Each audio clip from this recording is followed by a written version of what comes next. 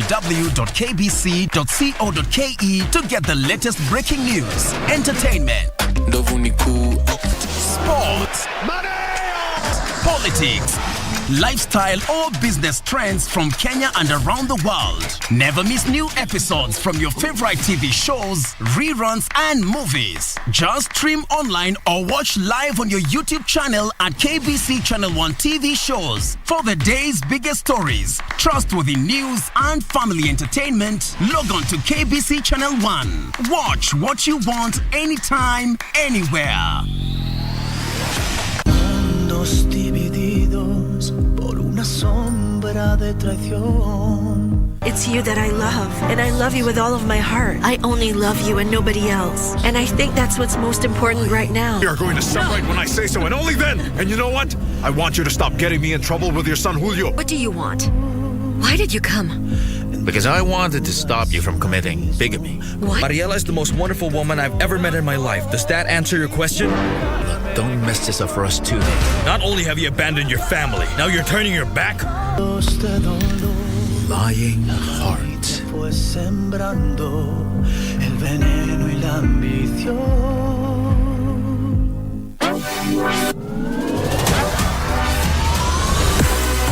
We are still keen on Germany's DFB Pokal as the quarterfinals is around the corner. In football, it is easy to be intimidated by the top flight teams, but as fate would have it, new entrants do sometimes turn the tables with their patience, perseverance and self-belief. Borussia Dortmund are out of the competition. St. Pauli take all the spoils. It is therefore a tight affair this Tuesday, 1st of March 2022 at 10:45 p.m. in a match pitting Union Berlin against FC St. Pauli. Watch this spectacular duel live and exclusive on KBC Channel 1. KBC, your true sports partner.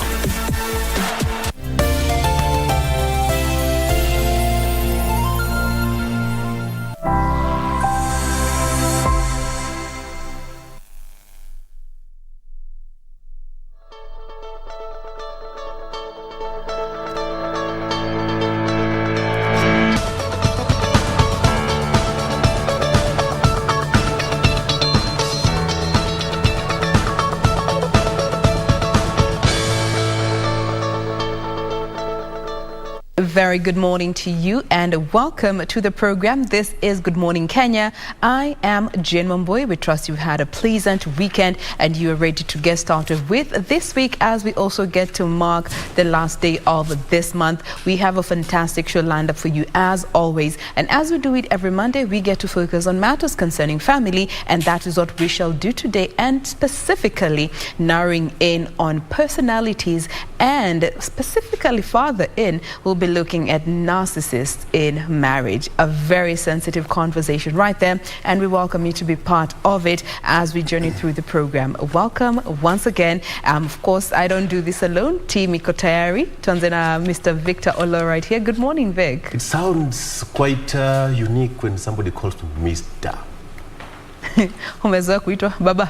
Vicky, Victor, Vic, Olo, ama niaje Buddha. Oh yeah. Oh yeah. You know, all those. But nonetheless, that's how we do it here. Good morning. It was a heavy weekend packed with a lot of politics playing across the city. The city was painted different colors, and of course that's how it's going to be in the next 5 months to come. The president spoke, and most of the time he was Nito boy, Nito boy. Little boy, little boy. We will be discussing that one later on in the program. We have got Tabitha Ogutu, we have got Wakili Ken Amondi, as well as Dr. Richard Bosire, who will be joining me just for us to discuss what's happening. But that deal to be signed today between Wiper Party and the Azimio la Umoja has been cancelled. Reasons we'll be discussing again later on in the program. My name is Victor Lo. Karibu. Doreen? Well, and a beautiful Monday morning to you. Kama kawaida, we always appreciate you for making time. And this Monday morning on the roads, you go all the way to the coastal region. Yes, our focus will be in Mombasa County. And this is just to track the progress of that bridge that was commissioned by the President mid last year. We're talking about the Makupa Bridge, formerly known as Makupa Causeway, expected to shape how Mombasa City, Mombasa County is going to look like. As of July last year, it was about 4% complete. So how is it coming along? And remember, what was also mentioned is that when that construction process was to begin, it was supposed to displace around 400 families. So what has the state done as it pertains to those families, and how far has it reached, and how is all of this affecting and impacting traffic altogether? That is what we'll be focusing on this Monday morning. Many thanks for making time. I'm Doreen Arange Okelu. Regina. Good morning indeed. The last day of February 2022. We're glad to be alive and glad that you made time to be with us. You're watching KBC Channel 1, as my colleagues mentioned there, and this is Good Morning Kenya. We have updates on news that have been making headlines in the last 24 hours, as well as a fleshed out, analysis, so to speak, when they say when politicians sneeze, investors catch a cold. And once investors do, then the economy at large gets that particular cold. What am I talking about? It's the level of uncertainty when it comes to investments during the political season. We have details of that with experts saying that, you see, the political tensions are running high right now. It's very uncertain, so investors are adopting a wait and see in as far as investments are concerned.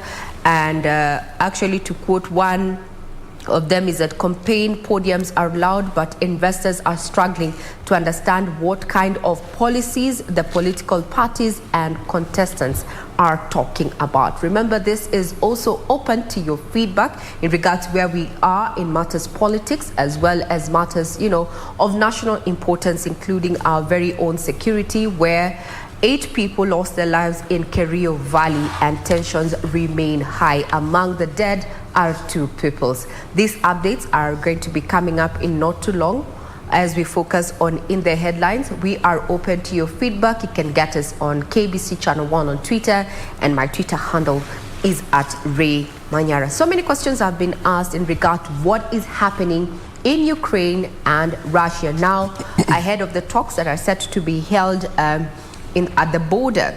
Is that reports are coming in is that on Sunday, armed forces of Ukraine released footage showing the destruction of an armory by a drone, and Ukraine said it had carried out this particular attack against Russian Buk on surface-to-air missile systems. In as far as developments are concerned, is the EU has announced that it intends to shut down the airspace for Russian-owned, registered or controlled aircrafts. This is as far as the EU, and this is the president speaking there, that is Ursula von der Leyen, who said that is what they are doing as the EU as tensions remain high in that particular war. We take a quick breather. When you're back, we're going to be speaking Matters News. To keep it right here.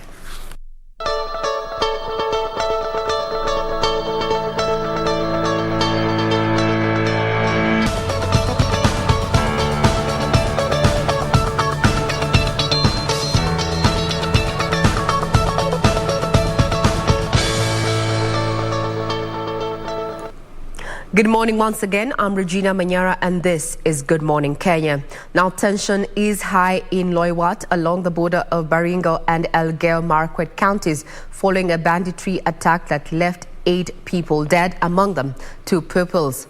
Elsewhere, in Baringo South, an inspector of police was shot and injured after bandits attacked Nosukuro camp.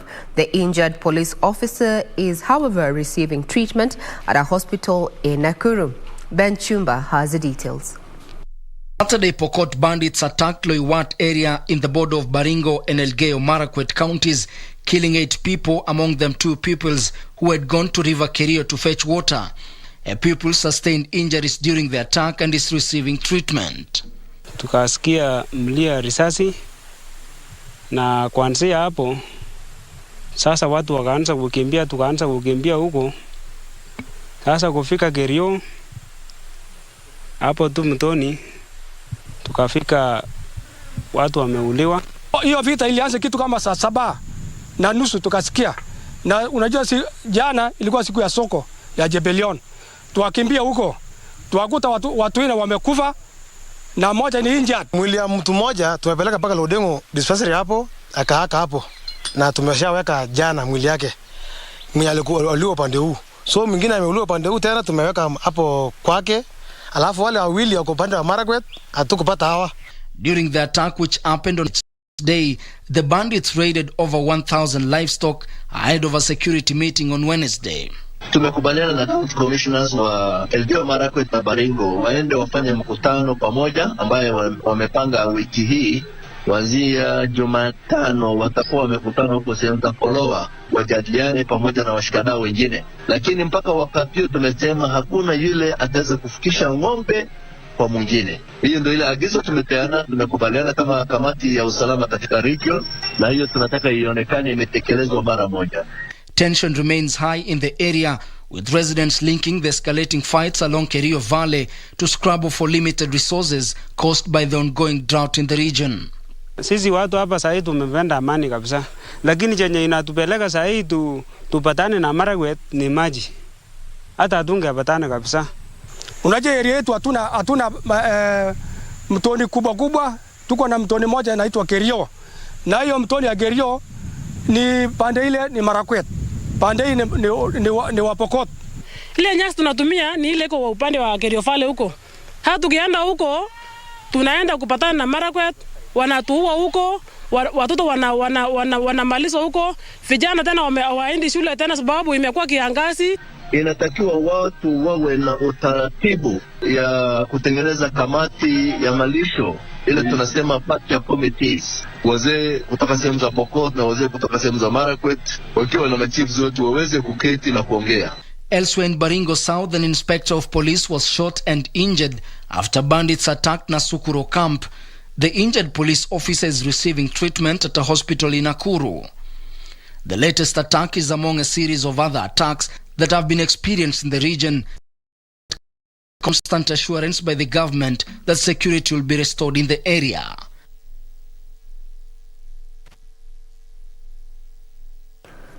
We will be keeping tabs on any developments in regard to that matter. Just to reiterate that among those who were killed were 2 children aged between 12 and 15 while they were herding cattle, and they were caught in the crossfire.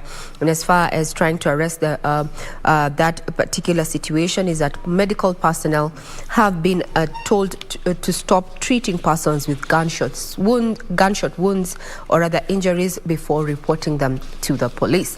Now we cross over to matters politics, where the entry of Wiper leader Kalonzo Musyoka into Azimio la Umoja appears to have raised political jitters in the coalition owing to the demands made by the One Kenya Alliance.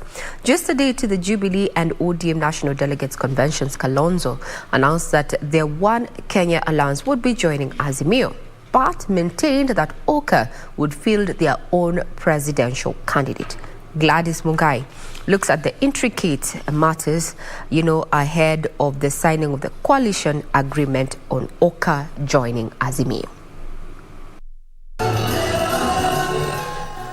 The Orange Democratic Movement Party leader Raila Odinga had all along been the favorite presidential candidate for Azimio. Mimi ni candidate ya ODM katika kinyang'anyiro ya Azimio la Umoja.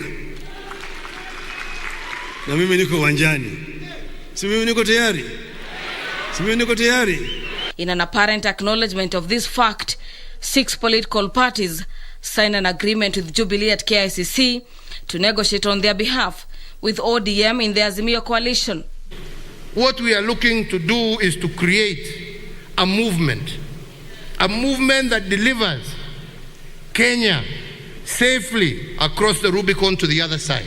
On the other side of town, Wiper leader Kalonzo Musyoka was also affirming the One Kenya Alliance's resolve to finally join Azimio, but without relinquishing the quest for presidency.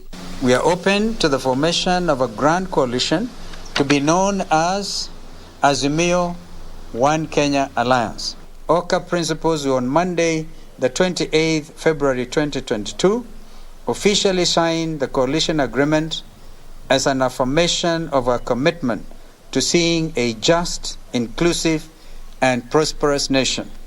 Thereafter, we shall deposit the coalition agreement with the registrar of political parties. Wao kama OKA wako tayari kwa mazungumzo na mambo yatakuwa sawa.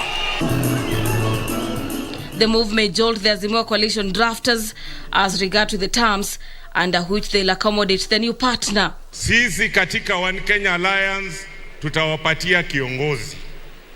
Na kila nyumba wako na jogo yao, si ndio? Wenyu muko nayo. Kwetu tuko nayo. Sisi kama wana OKA.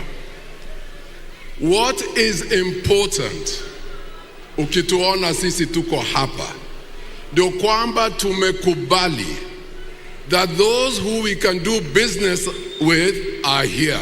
Na mimi nashukuru wenzetu wa OKA ambao ni Wiper, ambao ni KANU na Jirongo. Jirongo yako saa ingine si inaitwaje? Jirongo, yeah? Na Naki ya Martha Karua, si ndio? Na wamesema wanataka kuungana with us as like-minded people, yeah? Na vile tunasema, hata kama wanasema pia wako na candidate, sisi wa Kenya ndio tutaamua kati ya wao wote. Haja ni tutoke na mtu mmoja ambaye atatuunganisha sisi wo. Sunday's Kamukunji Azimio rally was also called off to pave way for high engagement ahead of the formalization of the agreement signing on Monday. Kalonzo had until recently been reluctant to working with ODM leader Raila Odinga, insisting on going all the way to the ballot for presidency, but attended the Jubilee National Delegates Conference that backed Raila's bid for presidency. It even took us time to accept the name Azimio One Kenya Alliance. But we have to give and take. And I said, why are people blaming me, coming up with incredible headlines at the indecisive kingmaker? As politicians grapple with these coalition-making intrigues, they have until March 26th deadline to deposit their coalition agreements with the register of political parties.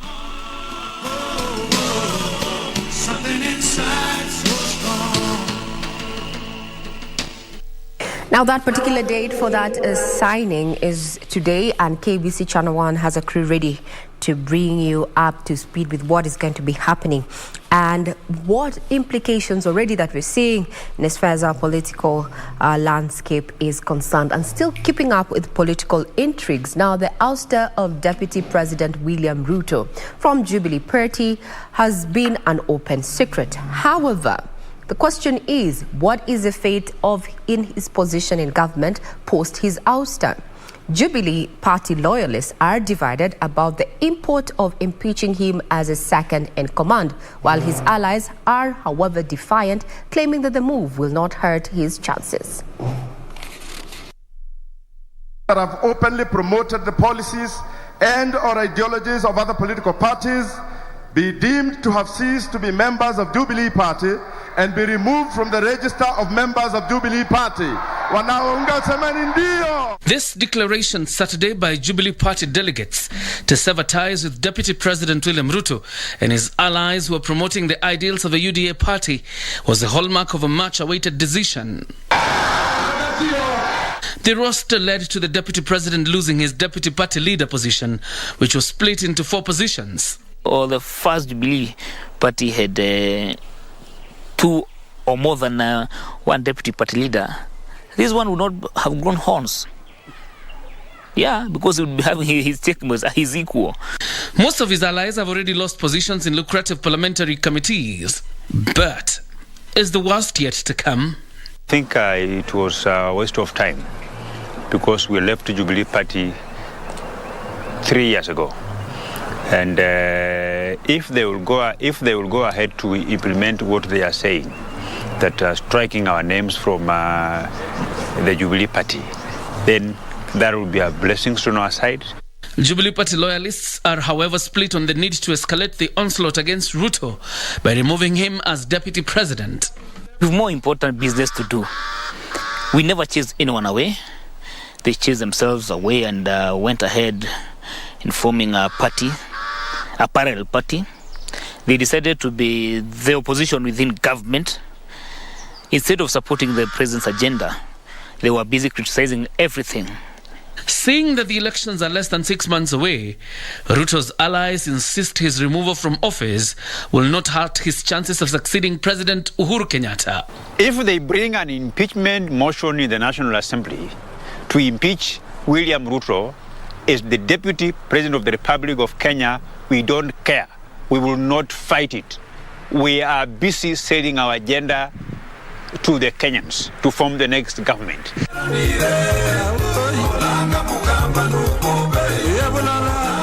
We'll be having that candid conversation with Victor not too long to just look at a political matrix there with the oust of Deputy President from Jubilee Party. Then what next? Will this affect his campaign for the top seat come August the 9th? Now, still keeping up with politics is as stakeholders in the media sector have underscored the need to safeguard the safety of journalists in the run-up to the 2022 general election. According to the Association of Media Women in Kenya Executive Director Jody Kaberia, journalists face a myriad of security threats on the campaign trail, with female journalists being more at risk. Sentiments echoed by Media Council of Kenya officer in charge of media training and development, Victor Bwire, who warned that stern action will be taken against any politician who interferes with the work of journalists. As political activities continue to gain momentum in the country ahead of the 2022 general election, stakeholders in the media sector are calling for measures to be put in place to safeguard the safety of journalists. Speaking in Machakos County during a 3-day capacity building workshop for female journalists on safety during elections, Association of Media Women in Kenya Executive Director Judy Kaberia announced plans for a coordinated approach of safeguarding the safety of journalists. We meet the journalists, we train them, because sometimes, or not sometimes, all the times, security first begins with an individual. But at the same time, we also want to reach out to the editors. We also hope to reach out to the media owners for them to execute the decisions, or to execute, or even at least hear what the journalists are saying the field is like, because a lot of times they don't see what is happening. We have planned for trainings for female journalists, so it goes on even beyond the elections. One of the key things we are responding to is what we call the UN Plan of Action on the Safety of Journalists, which demands that organizations and countries need to ensure the safety of journalists so that they can promote access to information. While warning that journalists who engage in partisan politics will be deregistered, Media Council of Kenya's officer in charge of media training and development, Victor Bwire, also warned of stern action which will be taken against any politician who interferes with the work of journalists. Kuna wanasiasa fulani ama mirengo ya wanasiasa ama political parties ambao hawapatii waandishi wa habari nafasi ya kufanya kazi yao vile inatakikana. Wengine wamekuwa wakiwazomea, wengine wanawasukuma, wengine wanawakataza kuwapatia habari ama ile tu physical kuweza kuwadhulumu. Na ile baraza la vyombo vya habari lilionelea kwamba hii tatizo imeanza kuwa kubwa, na vile uchaguzi inakuja, unaona parties nyingi zinafanya primaries na nini, ikabidi baraza la vyombo vya habari liweze kuongea na wadau katika media, tuweze kuweka mawazo yetu pamoja, ni vipi tutaweka mikakati ya kuweza kuwa protect na kuensure kwamba waandishi wanafanya kazi katika mazingira ambayo ni mazuri. Meanwhile, Ruiru Member of Parliament Simon Kingara has hinted at plans to ditch the Jubilee Party. Speaking at St. Francis of Assisi Catholic Church in Ruiru, Kiambu County, the legislator, who hopes to defend his seat in the upcoming polls, also called for political tolerance ahead of the 2022 general election. Ombi langu ni wanasiasa wote na wafuasi wao waweze kudumisha amani na demokrasia idumu, ndio amani nayo ipate mwanya, kwa sababu bila demokrasia basi kutakuwa changamoto kubwa sana kuwa na amani.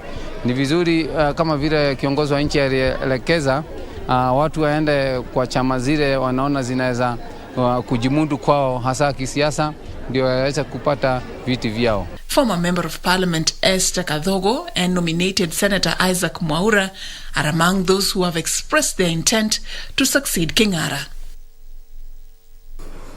Now to matters food security, where residents of Marsabit are receiving relief aid in the face of the ongoing adverse effects of the drought due to the depressed rains in the region.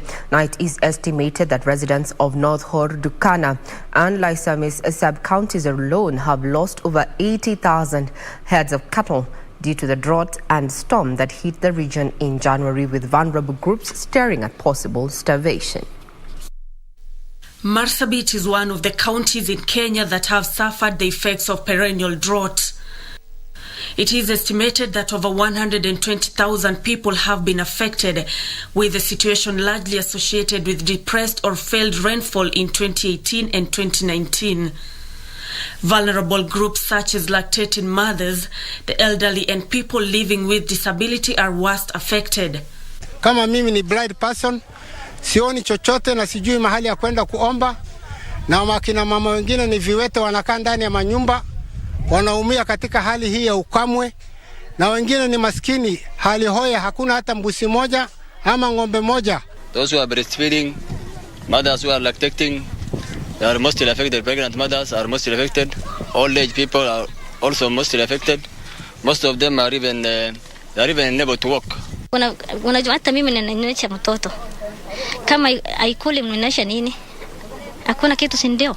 Nikisimama katika ndani ya mimi manyata, hakuna kitu, mbuzi kidogo tena natembea namna hii. Sina kosa hata kitu kukula. Ile utapiamlo ambayo imeripotiwa katika kaunti yetu ya kwamba watoto ambao wako chini ya umri wa miaka 5, wakina mama ambao ni wajawazito ama wamezaa pia wako katika ile hali ambayo sio nzuri sana. As residents face starvation in the region, livestock have not been spared either, and this has seen many households losing their sole source of livelihood. Na juzi pia vile mvua ilinyesha na watu hawakutarajia, ilinyesha mvua mingi kwa muda mfupi, ilileta storm, hewa mbaya, na mali nyingi zilikufa. Zaidi ya 80,000 zilikufa hapa North Hor. Nasikia kwa manyata wengine wamepoteza mbuzi kama 20,000 pale pengine. Wengine nasema ng'ombe karibu 35,000, pale nyingine imekwisha. Ngamia ndio hiyo, hata punda imeanza kufa.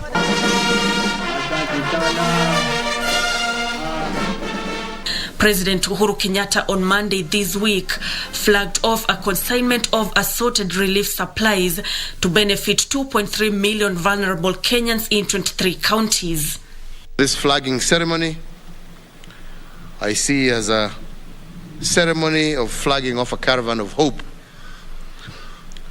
part of the many interventions that my government has undertaken when we declared the ongoing drought a national disaster, and we immediately began to put into place measures to cushion the affected populations.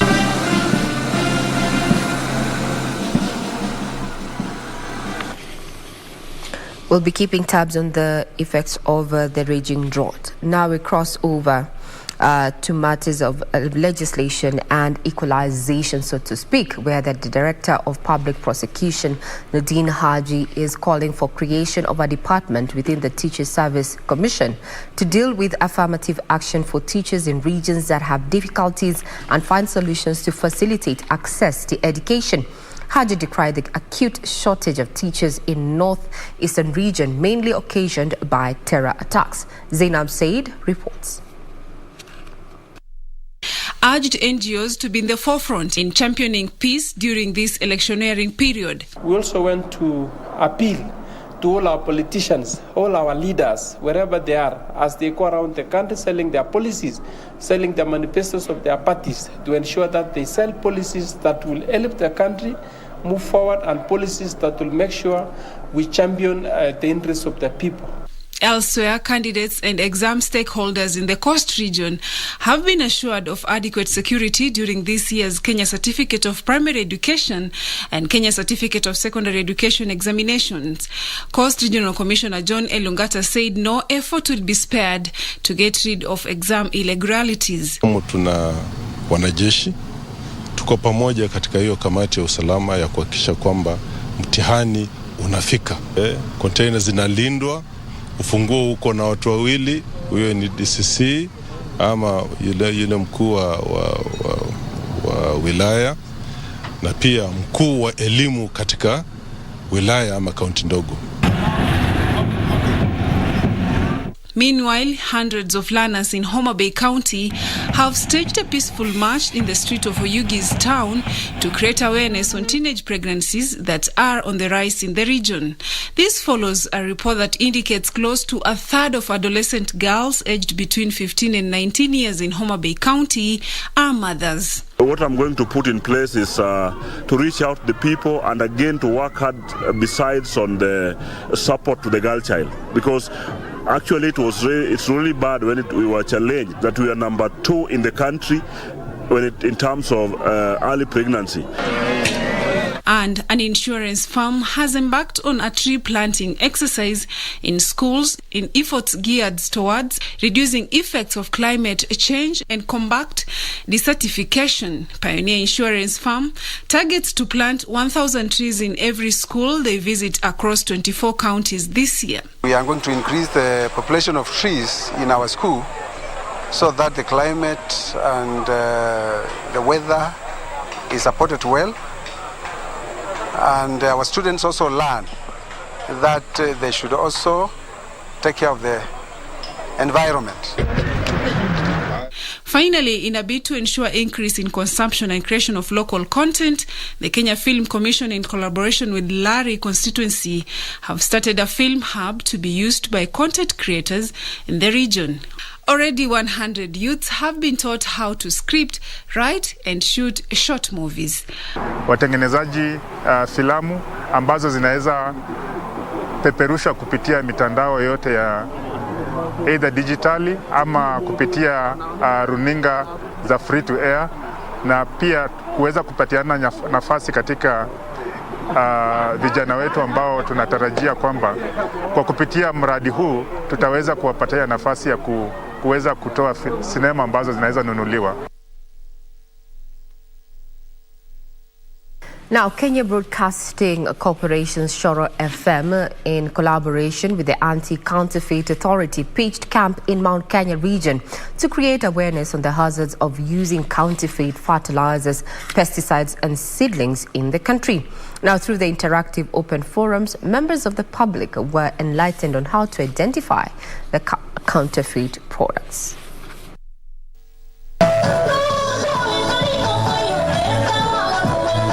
During the roadshow in the Mount Kenya region, Anti-Counterfeit Authority Acting CEO Frida Kaberia called on Kenyans to be wary of counterfeit agro inputs as they are a threat to health and safety. We have seen a lot of counterfeit products coming in form of fertilizer, pesticides, other things like seeds.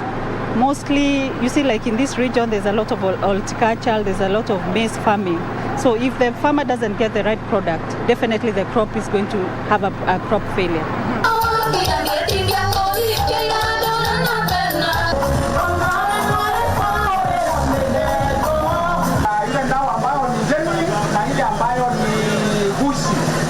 The residents took the chance to learn, be alert, avoid and distinguish between fake and genuine agricultural farm inputs when practicing farming. Kama kuna mtu akona tashwishi kuhusu zile bidhaa amenunua, tunaomba ushiriki na sisi, utupatie ujumbe ndio tutoe hawa counterfeiters from our midst. Tuko hapa kuwaeleza hii na kuhakikisha that mahali kote tunaenda, we are getting the right products in the market. Na kwa mbegu utapata logo ambayo kuna kitu kama scratch card ambayo iko na logo kwa mbegu.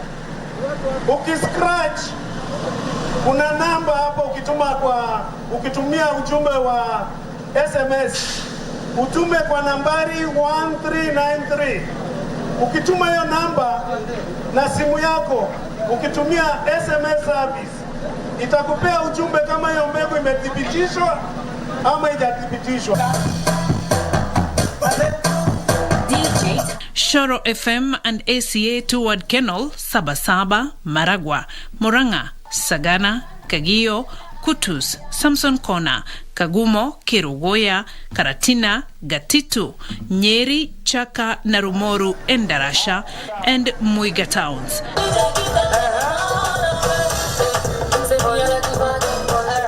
Shoro FM has a vast audience in Mount Kenya region, and many listeners seized the opportunity to interact with their favorite presenters and take part in the awareness campaign.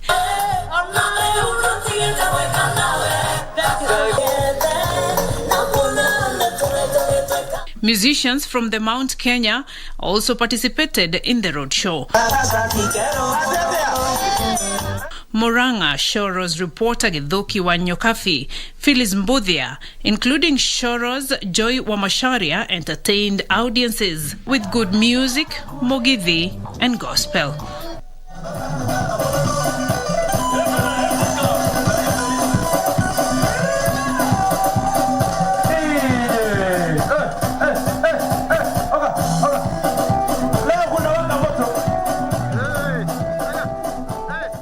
Use of counterfeited fertilizers and seedlings are among challenges that are stifling production in the agri-value chain, including the lack of information of products that are legitimately out there, as well as lack of extension services there.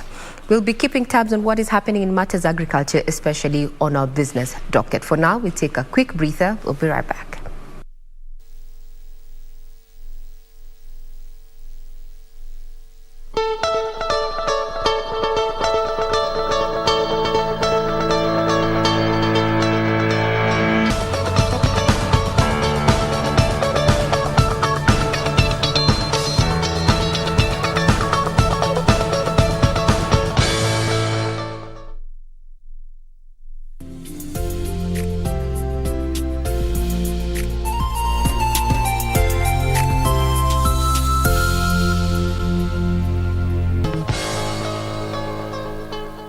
This week on Good Morning Kenya.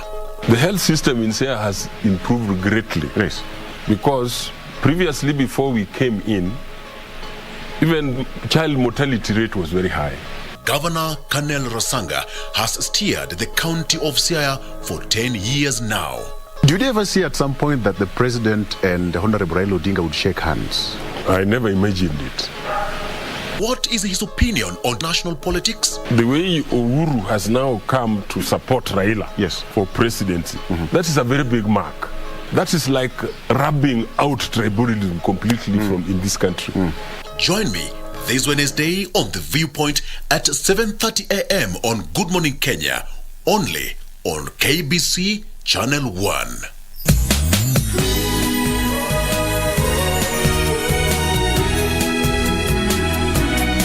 This is bad. This won't cover that amount. Windsor, don't you know you're tearing my heart to pieces? That's enough! I can smell her perfume on you. Go take a shower. You think I wanted this? That's a lot of money. What's going on? I only want Windsor. I love him only. I will never ever love anyone else but him. I'm so sorry, Pinky. I came here without bringing my own nightgown, so I borrowed yours.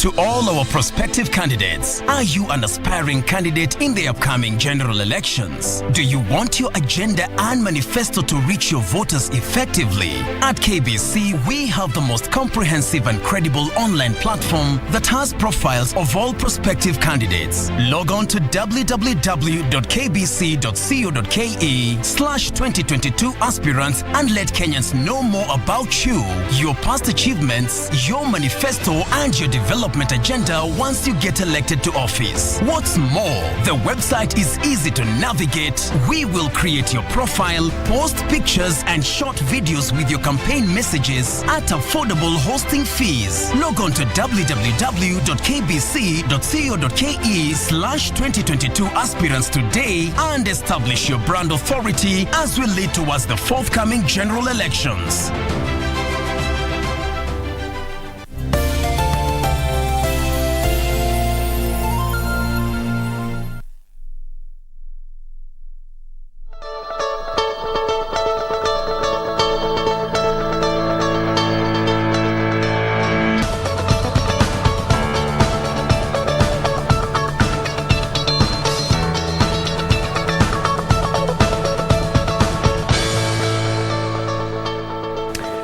And straight on to the headlines, what we have on the front pages of our local dailies. With me, I have the Star newspaper on the front page. Uhuru, Grandmaster of 2022 succession.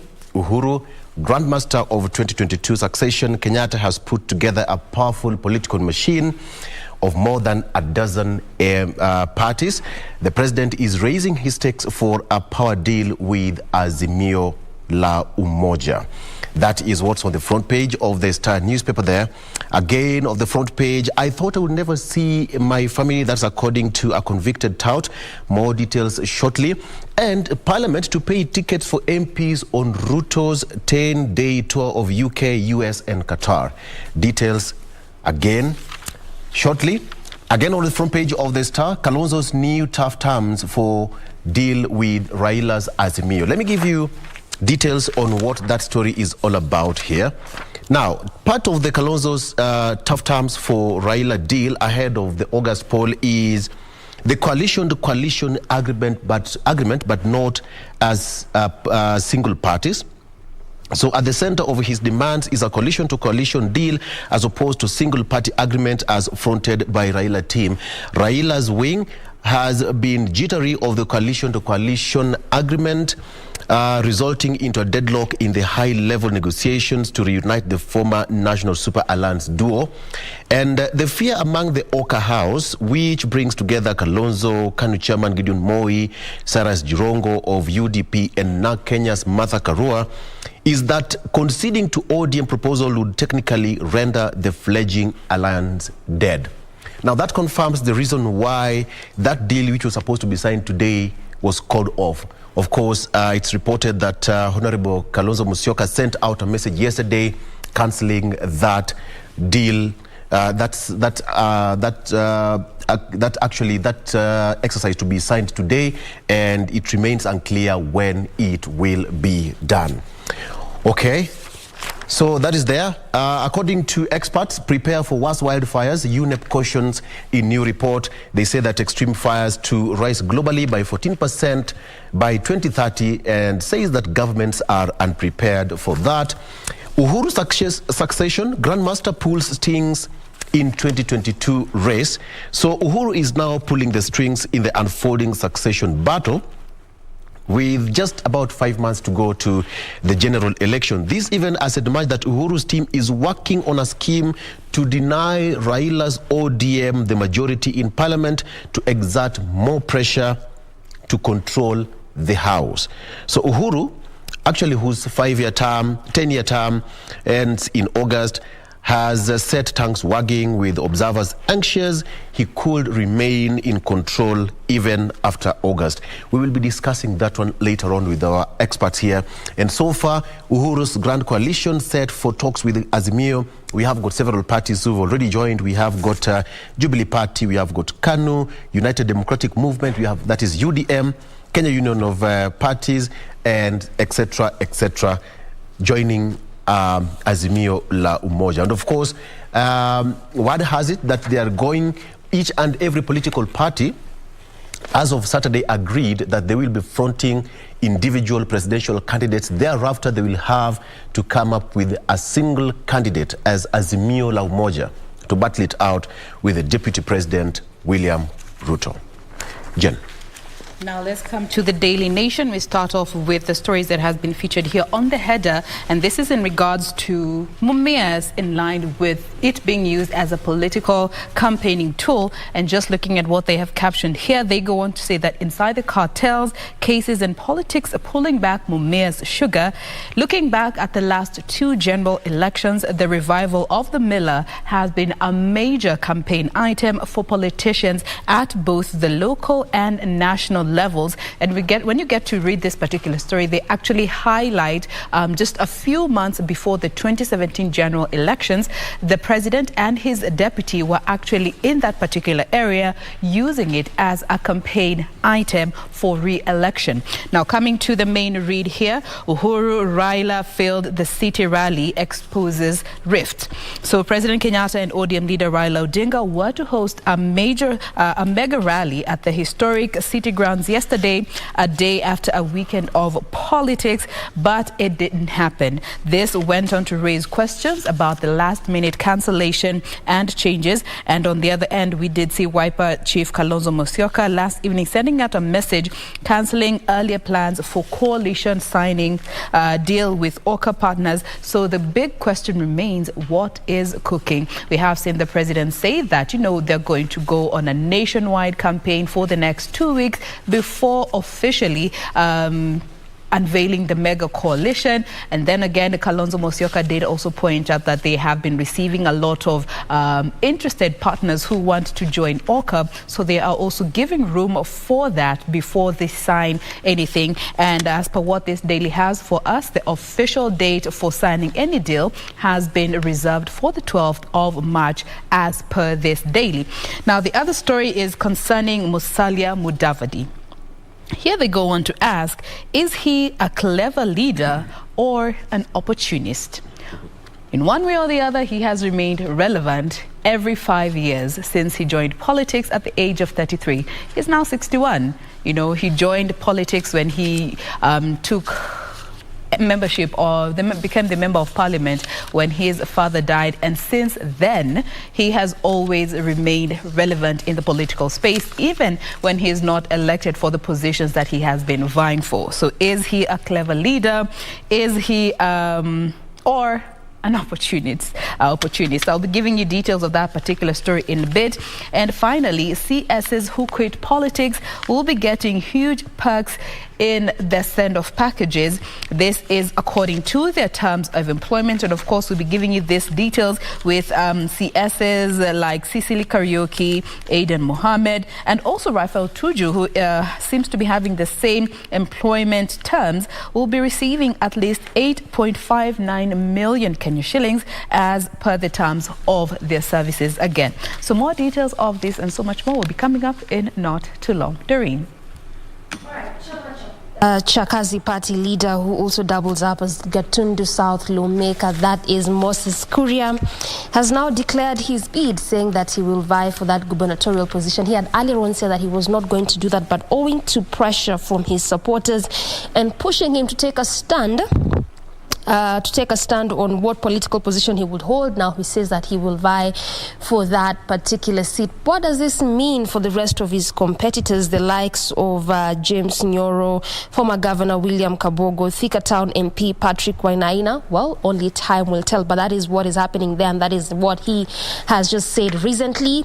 Away from that, there's now relief for candidates as teachers call off the strike which had been planned. This is as mentioned by the UN Sec-Gen Akelo Missouri. He said that they have called off that strike, and this is to just provide a smooth way for candidates who will be starting their exams next week. That is KCP as well as KCSE. So even as that is happening, they have urged the government to provide security, particularly on those on the bandit-prone areas. These are areas of Mandera, some parts of Rift Valley region, particularly West Pokot, and various other areas, even as candidates prepare for their exams. So even as that is happening, perhaps regionally, in Kisumu City or Kisumu County, the city manager, that is Abala Wanga, now says that even as campaigns are ongoing ahead of this political season, campaigners are now banned from playing loud music, and they have also banned advertising on business premises, walls and street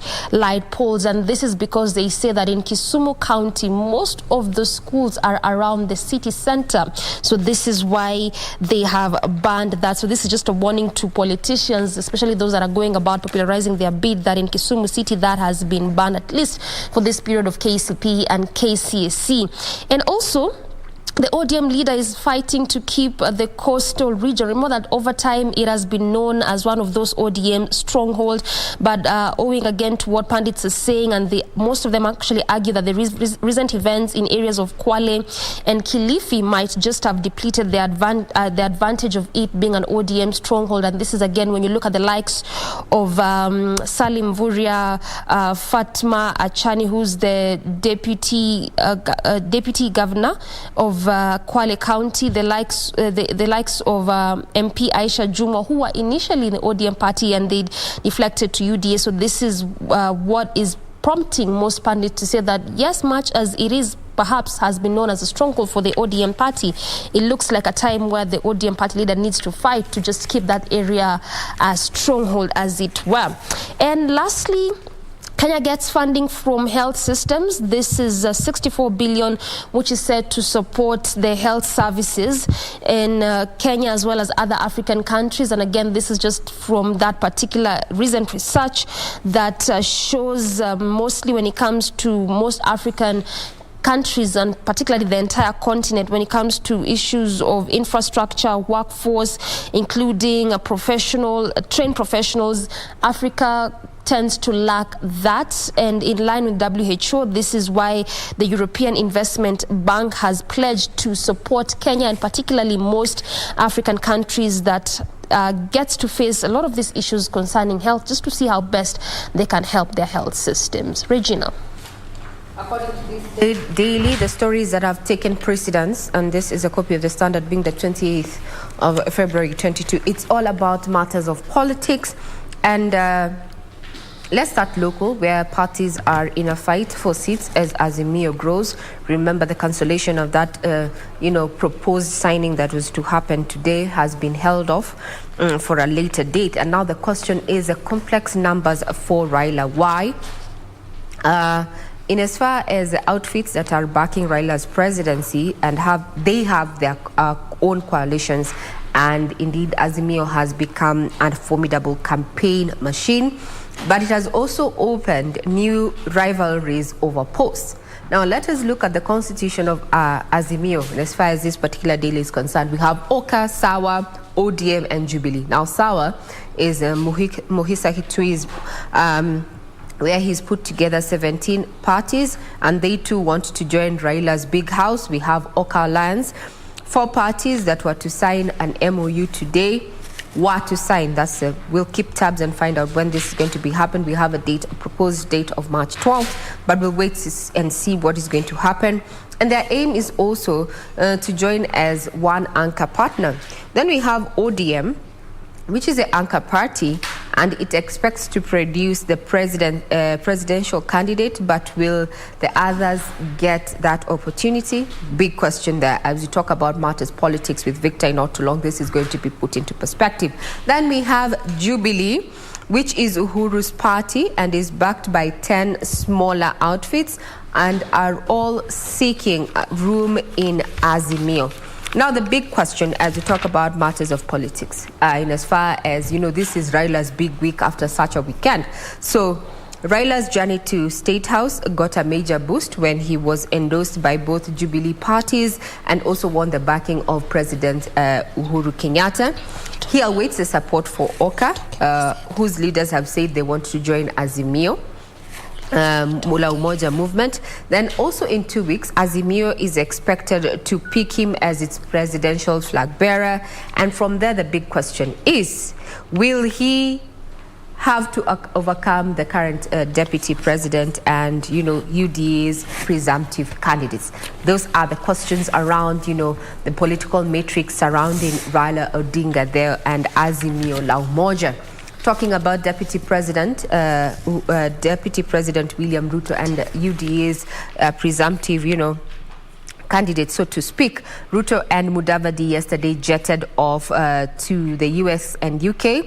And according to the Kenya Kwanza campaign secretariat, Ruto and Mudavadi will be meeting up with the US policy makers and Kenyans in the diaspora, and also give talks in the US and UK. That's just a sneak peek of what is happening in the political scene. And also there's an article there that has talked about the 5-year cycle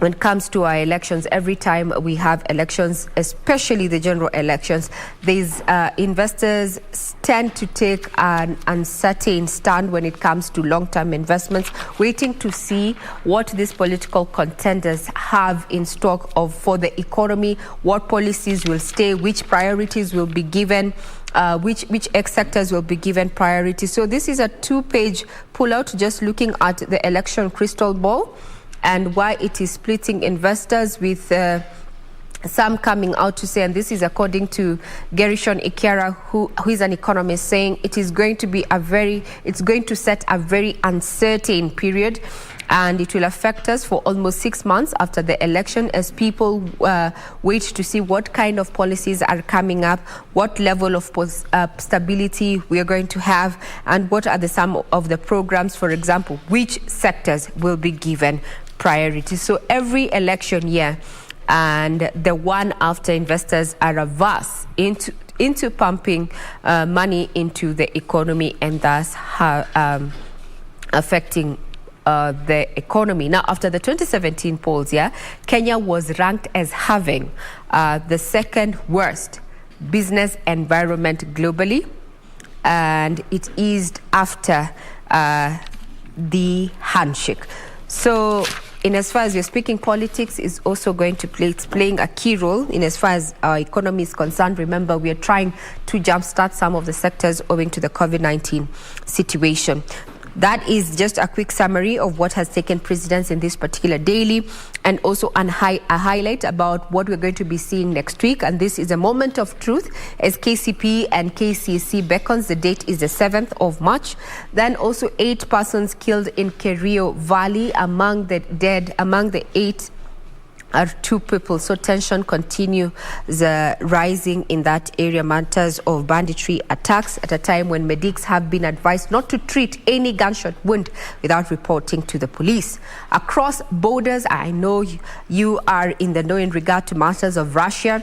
Now there are talks in the offing between Russia and Ukraine, and we're going to be keeping tabs on how it's going to affect the macroeconomic state of this country. Remember, the EU has come out through its president Ursula von der Leyen saying that they have restricted movement of aircrafts owned by Russia or controlled by Russia in bid to just try and stem the ongoing war. We'll be keeping tabs on that. Remember, further details are also available on our website, that is www.kbc.co.ke.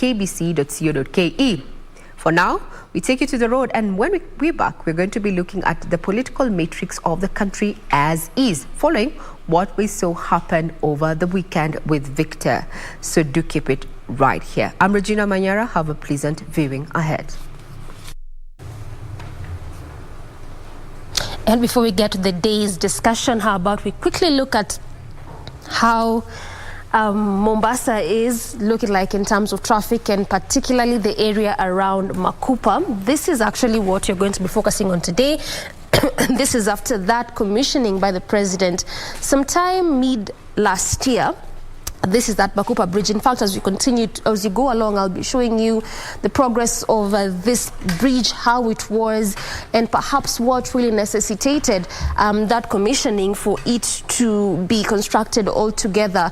In fact, what they are going to be doing in this area as it pertains to that bridge is demolish the already existing one to try and put up a new one. This is that which was constructed by the British in 1929. So from that causeway to what will be called now the Makupa bridge. Again, this particular construction was supposed to sort of like displace 400 families who just live along this area. But what the residents and different county officials were urging the state is that much as they want to construct this bridge, because again it's very beneficial, particularly when it comes to the fishing activities in this area, as well as also crossing over and moving from one side to the other side. So what they were urging the state was that to look into those different areas, perhaps also try to see how best they can assist and support these families, much as they were not against this project, saying that most of these state projects, especially as pertains to road construction, expansion altogether, sometimes it ends up affecting the most vulnerable families. But this is how the area is looking like this morning in terms of traffic around the roundabout. Again, one of those busy roundabouts, obviously because it gets to branch off to various roads, and most of them being major as well as slip roads. But right now, this is how it is looking like. This is in Mombasa County. This is the Makupa roundabout. Not so bad at all, moving at a very swift pace, just on some sections here and there where there's a bit of a traffic, but altogether manageable kind of traffic that continues up till the other side of Lumumba Road or Lumumba Drive. This is as you branch off from the major roundabout, as well as on the other section of Mombasa Road, still in Mombasa County, again as you branch off from the major Makupa roundabout, just like what you would be expecting to be seeing here in Nairobi, again around major roundabouts, where you'd be expecting to be spotting heavy kind of traffic because of obvious reasons. They either get to branch off to major roads, could be slip roads, could be minor roads. So this is how this particular one is looking like. However, things are changing here a bit, just here and there, bit by bit, but still manageable kind of traffic on most of these roads that get to branch off from the major Makupa roundabout. More that also part of what necessitated the entire reconstruction of this particular roundabout is because Mombasa is known as one of those tourism hubs. So it becomes very necessary to just try and see how they could rehabilitate most of these roads that were in a very poor state or poor shape. And this is one of those roundabouts that got benefit from that, as well as one of those areas whereby that bridge will be constructed, which will now be called the Makupa Bridge, as opposed to what was being called as the Makupa Causeway. But back to the traffic flow, still the same as how it was. There's barely any kind of major changes as it pertains to the traffic flow. But as you move to areas of Tomboya Road, a bit of a traffic on that section, particularly as you come to the city center. Again, just the same concept, the same reason as what you've even seen areas around Nairobi. But away from that, still around the roundabout, moving at a very swift pace in some specific areas here and there where there's a bit of a traffic, but altogether, like I mentioned, still a manageable kind of traffic there. That is how it is looking like on that section. Remember that, again, just like most roads, that will also be a key road and an area of focus up until we see that entire construction process is complete. They also mentioned that that is expected to be done by April of this year. Around June, July of last year, it was around 4% in terms of construction, and that is expected to end by April of this year and opened up to the public. But that is how it is looking like at exactly 30 minutes past 7 a.m. Time for that short break. Will return with plenty more of Good Morning Kenya. Stay with us.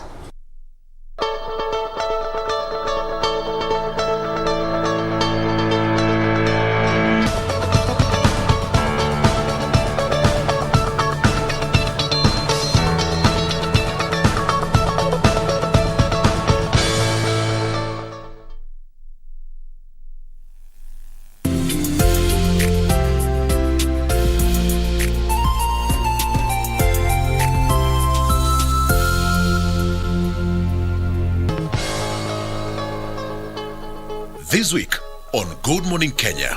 The health system in Siaya has improved greatly. Yes.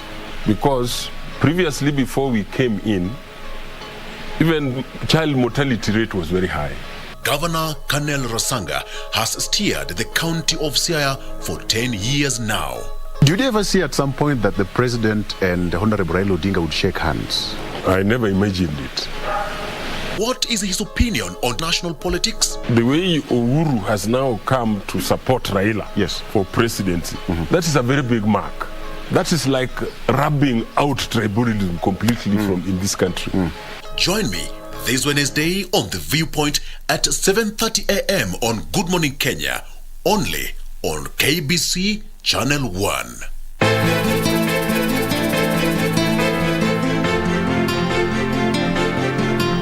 Ndio maana mimi mkeo niko hapa. Kwa hivyo fanya nilivyokuambia. Anayepeana uhai ni Mwenyezi Mungu, sio wewe. Una uhakika? Jana mbona hukurudi nyumbani? Nilikusubiri usiku mzima, sijalala mimi. Huyu mtoto ni wa Kate, sio wako Zari.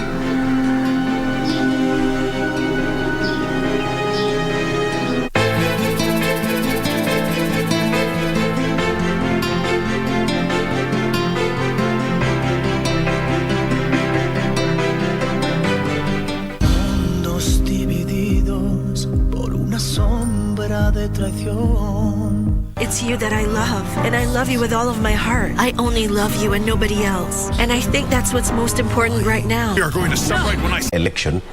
We need to make how things happened. We just need to understand how things happened. The coalition parties, we had the NDGs, several party leaders attended different NDGs as well, and proposals were made. What does it portend to the political parties? And is Raila Odinga already home and dry? We'll need to discuss that with our able analyst here. I have got Wakili Ken Amondi, who is an advocate of the High Court, joining me in studio, as well as Tabitha Ogutu. He's a political analyst, but with a lot of interest in governance as well. And Dr. Richard Busire, who is a political science lecturer at the University of Nairobi, as well as a political analyst. Ladies and gentlemen, karibuni sana. Thank you. Karibu sana. So, on the front page of your local daily, starting with you, Tabitha, what do you have? I don't see the split here. Yes. They are talking about it exposes rifts. In fact, if one is the politics of this country, and particularly the politics of yesterday and Saturday, Friday. Right. We see the building of a grand coalition, which has to accommodate so many players, and I had a different kind of grand coalition in the making. We had the president attending his NDG, ODM leader also attending the NDG, and then later on, all of them came as a team to attend and make sure that Honorable Raila Odinga got that kind of support that they wanted. But, so to speak, it should be so early to call for a rift here. It was just like 2 days ago. Yes, Victor, I think it's too early to call this a rift. Yes. However, we really have to understand and bear in mind that given the history that we've had in the running of coalitions, yes, the aspect of signing coalition agreements is a thing that involves a lot of nitty-gritties. And also bear in mind that the philosophy behind the amendment to the Political Parties Act. It's not signed deal yet. So until it gets to that stage where now all the parties involved, OCA is the biggest headache at the moment, because OCA is a coalition and a coalition cannot join to form in a coalition. So we literally want to see what OCA is going to bring forth, and if at all, as it will be coming to the Azimio One Kenya Alliance, as the president suggested it to be, then it's going to come in as a party or as a what. So these are some of the conversations that we are waiting to see at the moment. But I think at the part of Jubilee and ODM, PNU, and the likes of the parties, we can say the deal is sealed in their parts, because we have not seen them, coming to the public and telling us that at the moment they still are thinking of other ways, or they want to incorporate other few things here and there. So one of the most awaited things to be seen is the bit of OCA. But generally, as a country, I think the Saturday was the climax of the Jubilee and the ODM NDCs, and it was so important for us as a country. Number one, we look at where we have come from in the political histories, where we've had a lot of, I would say, a rivalry and competition. Some of them were very unhealthy between our politicians. But then when you look at the president himself, Honorable Uhuru Kenyatta, and the ODM party leader, or the former prime minister, Honorable Raila Odinga, coming together, and even Honorable Gideon Moi and the likes coming together, and standing to talk about one thing. They say that they will not want to have, I remember Honorable Gideon Moi saying to say this, or if they decide to go as individual parties, KANU, and they just decide not to have One Kenya Alliance as part of the Azimio, but individual parties, what would happen to Honorable Kalonzo Musyoka? I want to say this, Victor, that the person who is indecisive in this case, although they are saying he is going to be the ultimate decision maker in this process, is Kalonzo, because you see President Uhuru and Jubilee and their affiliate parties have already made it clear. We go to Azimio, we are supporting one presidential candidate. Again, we see the same thing. As ODM comes with its affiliate parties, and they say they're supporting one presidential candidate. Kalonzo comes and says, I also have a stake in it. We need to have a nomination, competitive nomination, so that he can perhaps, and I would think Kalonzo is likely to lose to Raila Amolo Odinga, given the numbers across the country. Yes. In a nomination, in a fair nomination. And perhaps it's a stage that perhaps Honorable Kalonzo wants to save face. He perhaps wants to bow out, perhaps honorably, to be like, a run-up. You lose by just a final game. Their influence cannot be taken for granted. Kalonzo is not necessary, for example, is not necessarily keeping the Ukambani votes in his pocket. This is kept in 4 pockets, including his, and they can still deliver. If you divide Victor, each of them might carry 30% or 25%, and therefore Kalonzo will remain with a little bit of it. And what is clear, Victor, is that Kalonzo has no other alternative. He cannot go into Kenya Kwanza. He can't go there. So will he go it alone? He has already declared. Someone has declared. I'm going. At crossroads as we speak. Yes, I'm going to wed this man. Arusi Metangazo. They have announced the wedding, and then all of a sudden you bolt out. How would people see you? But Victor, perhaps he realized this is the right man he wanted. I don't know. But Victor, maybe this explains why Mudavadi, maybe this time I'll say Mudavadi is a brilliant leader. I will differ on that. Or he sees far. Mudavadi had seen the dilemma that beheld him if he would have still held on to Oka. Because you see, as it stands, it's about Kalonzo Musyoka. It looks as somebody who is self-centered. It's not about you others. It's about me and what I think I want as my ambitions. And so this is something I think Mudavadi had seen as far as you can imagine. And I'm so happy also that Gideon Moi had also seen this, and you saw that he aligned towards Azimio as early as possible. And he appeared, he was given a chance to speak. And you see even Kanu now, and he declared, actually I was just putting his words into context, what he said, that he cannot afford to be part of opposition with ODM again. He is either in or out. But as it stands, he declared his stand, and he said him is in Azimio because we do not want a divided country. So Mudavadi on this, I think I give him some credit this time round. He had seen far.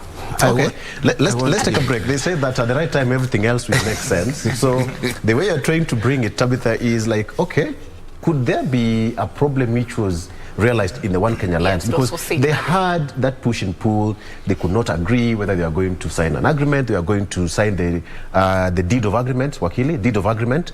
It never happened. They did not even register it as they were planning to do it. So yeah, you okay, all right. I have it. Okay, so let's take a break and let's come back with more. Fue sembrando el veneno y la ambición.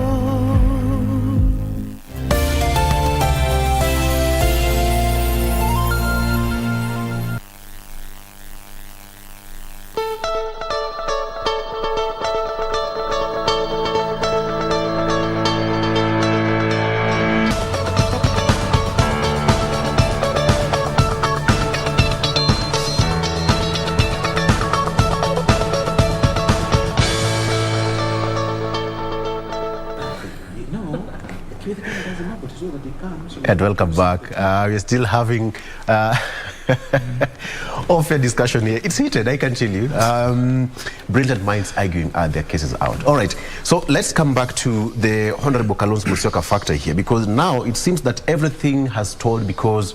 But remember, what I'm saying, Victor, is in the end of the day, it's about who has the numbers. Yes. So that in the entity, the coalition called OKA, fine, we have Gideon Moi, but you and I know that based on the way our politics runs, Gideon may not really bring so much in terms of numbers. And of course, that would also be said of the other OKA principles, so that the main guy in OKA in terms of numbers is Kalonzo Musyoka. Yeah.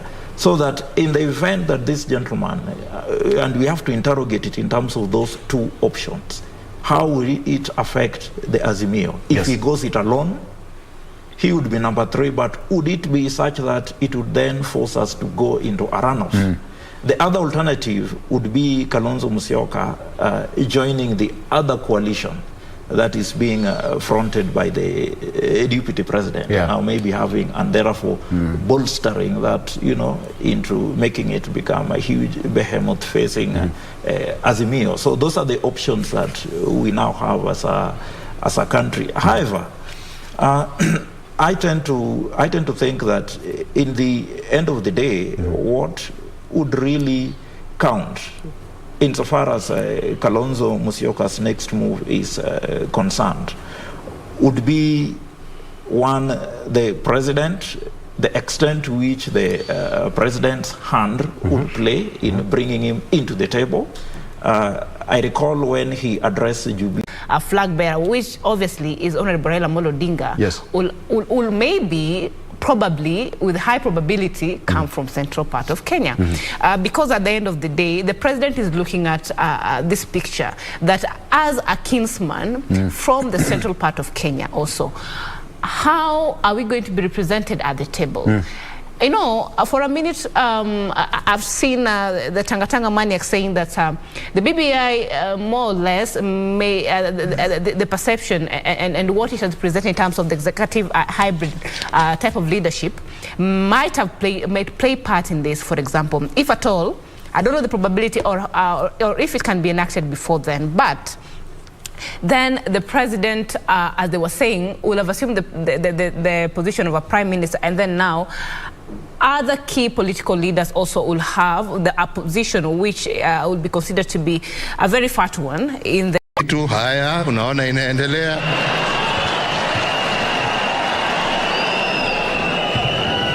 Kwingine wakilete shida ati wanajaribu kuangusha mswada mwingine.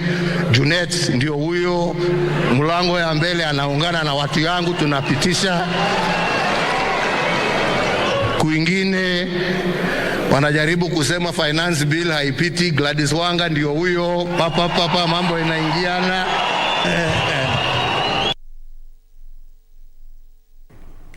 So from what the president said, pandili ingine papa inaingia and no problem. The president looked so happy, Daktari. Yeah, the president, I think, is celebrating the working relationship he has had. Yes. I think during a period that would have been very difficult for him if he did not, give the olive branch to Raila Odinga. In fact, if we remember, and Kenyans should not forget, 2017, after those elections, there was a clear division in the country. Clear division. President alluded to it.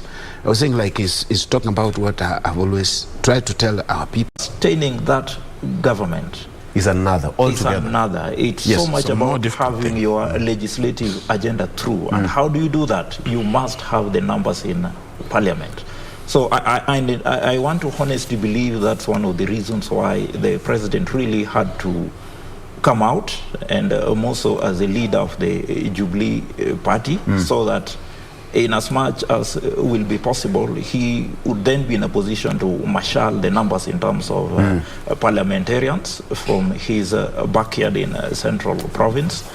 And I would also want to say that in respect of the conduct of the president, the conduct of the president on Friday and Saturday, I see the real Uhuru Kenyatta coming out.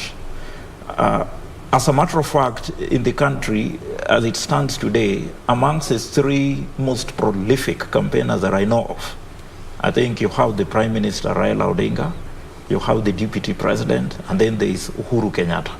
Of course, from the second term, Uhuru has taken a back seat, just to concentrate in what he felt was important, and at times I wish he did that from the beginning of his term in 2013, just to concentrate fully in leadership and take charge of his government.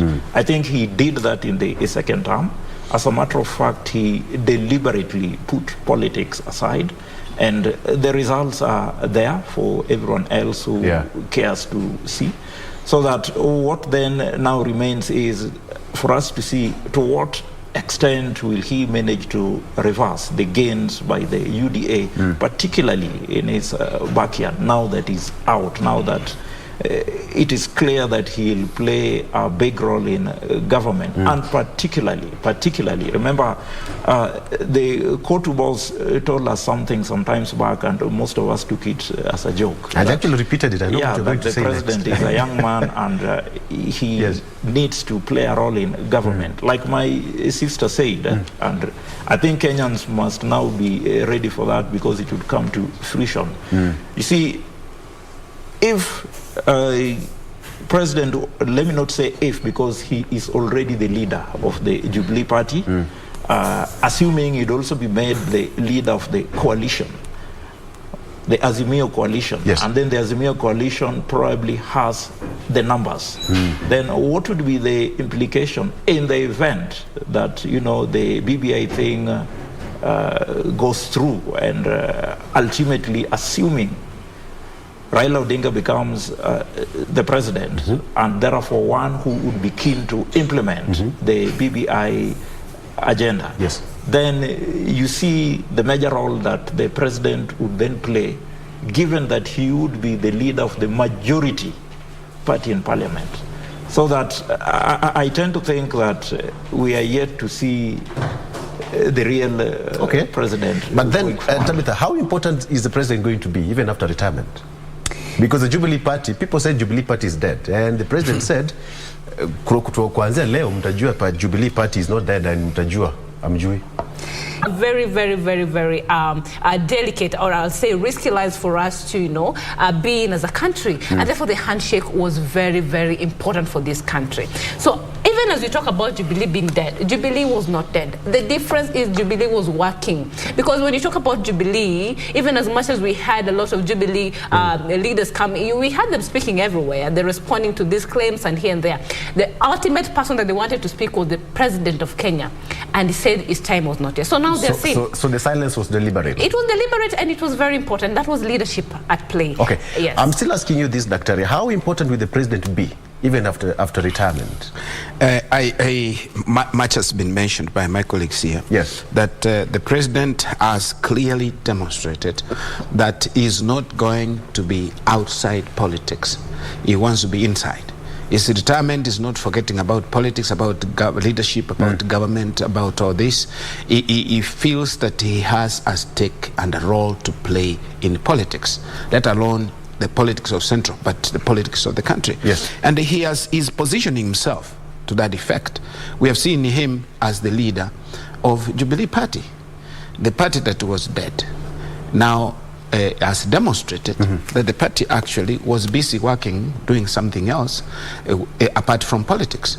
So the party is coming back. The party actually gives anybody a platform to be able to propagate, communicate, whatever they want to do. And again, being the leader of actually Jubilee Party and the Jubilee Coalition. Not just Jubilee Party, but also Jubilee Coalition, which has many parties within it. You can name them. There are many parties within Jubilee Coalition. And now, once he has the numbers, we have talked about the numbers in the Parliament, or Jubilee Party or Jubilee Coalition has numbers because they're working together with Azimio, then that will give him the control that he has. Another thing you can see, Victor, from the fear that the Saturday events have evoked. I saw Deputy President saying the President should desist from party politics. Why? Jubilee is dead, ran to UDA in Central Kenya. And some politicians, of course, they heeded that call and they ran to UDA. But what is happening right now? The president is is actually taking charge of Jubilee Party and actually sending shockwaves to UDA, which I thought it had supremacy in Central Kenya, or in particular Mount Kenya generally. And the president, if the president seizes and controls that region in terms of, or through Jubilee, and in terms of who gets elected, then you can see a president who will have a lot of leeway to control. In fact, let us give the devil his due. They choreographed this very well.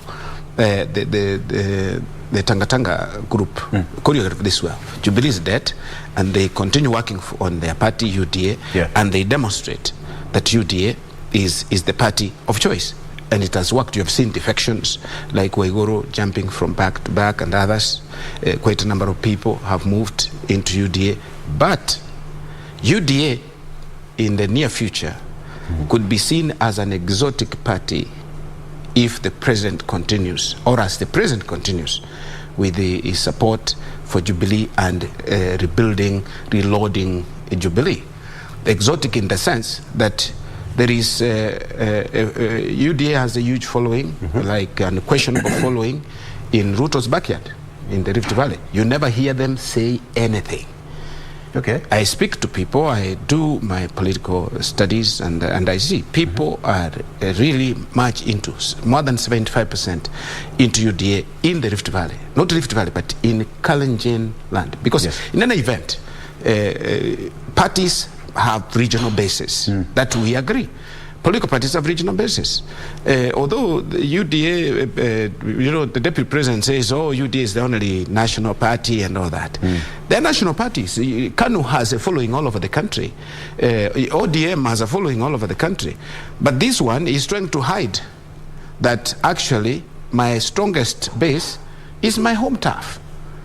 Which again we say it is no more unnatural with the way we play politics in this country. Okay. That you must come with your people and then you can bargain to get support from others. Okay. So President, just a moment. The President now, if once he succeeds to do what he wants to do, the greatest threat, he poses the greatest threat to UDA, because UDA will be boxed back to Kalenjin country. That's interesting. I want to come back and talk about that issue, because some people say that the way you're putting it, Daktari, is that we are likely to see more defections and about turns in the next coming weeks or months back to UDA. Perhaps most of the politicians who are still waiting and saying, Atasemani, is Jubilee dead, or what are they going to do? Most of the politicians actually were saying that. Some of them who have been interviewed here would say, we are still waiting, tungoje watasema, wacha tungoje kwanza. So let's wait and see what will happen after this particular break.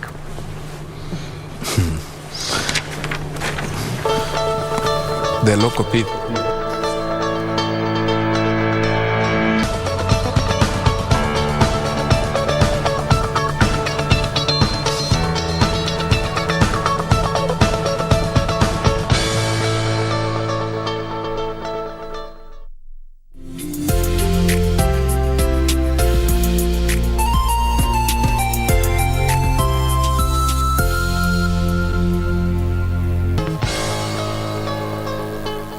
This week on Good Morning Kenya. The health system in Siaya has improved greatly. Yes. Because previously, before we came in, even child mortality rate was very high.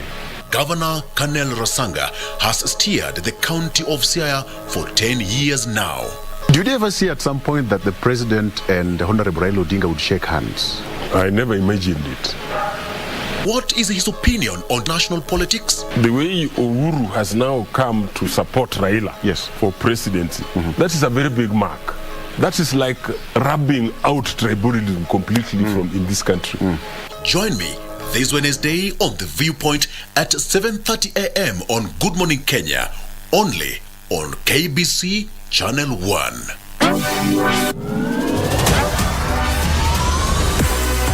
We are still keen on Germany's DFB Pokal as the quarterfinals is around the corner. In football, it is easy to be intimidated by the top flight teams, but as fate would have it, new entrants do sometimes turn the tables with their patience, perseverance, and self-belief.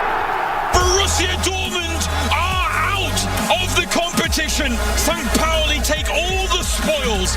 It is therefore a tight affair this Tuesday, 1st of March 2022 at 10:45 p.m. in a match pitting Union Berlin against FC St. Pauli. Watch this spectacular duel live and exclusive on KBC Channel 1. KBC, your true sports partner. Mundos divididos por una sombra de traición. It's you that I love, and I love you with all of my heart. I only love you and nobody else. And I think that's what's most important right now. You're going to separate when I say so, and only then. And you know what? I want you to stop getting me in trouble with your son Julio. What do you want? Why did you come? Because I wanted to stop you from committing bigamy. What? Mariela is the most wonderful woman I've ever met in my life. Does that answer your question? Look, don't mess this up for us too. Not only have you abandoned your family, now you're turning your back? Lying heart. Fue sembrando el veneno y la ambición.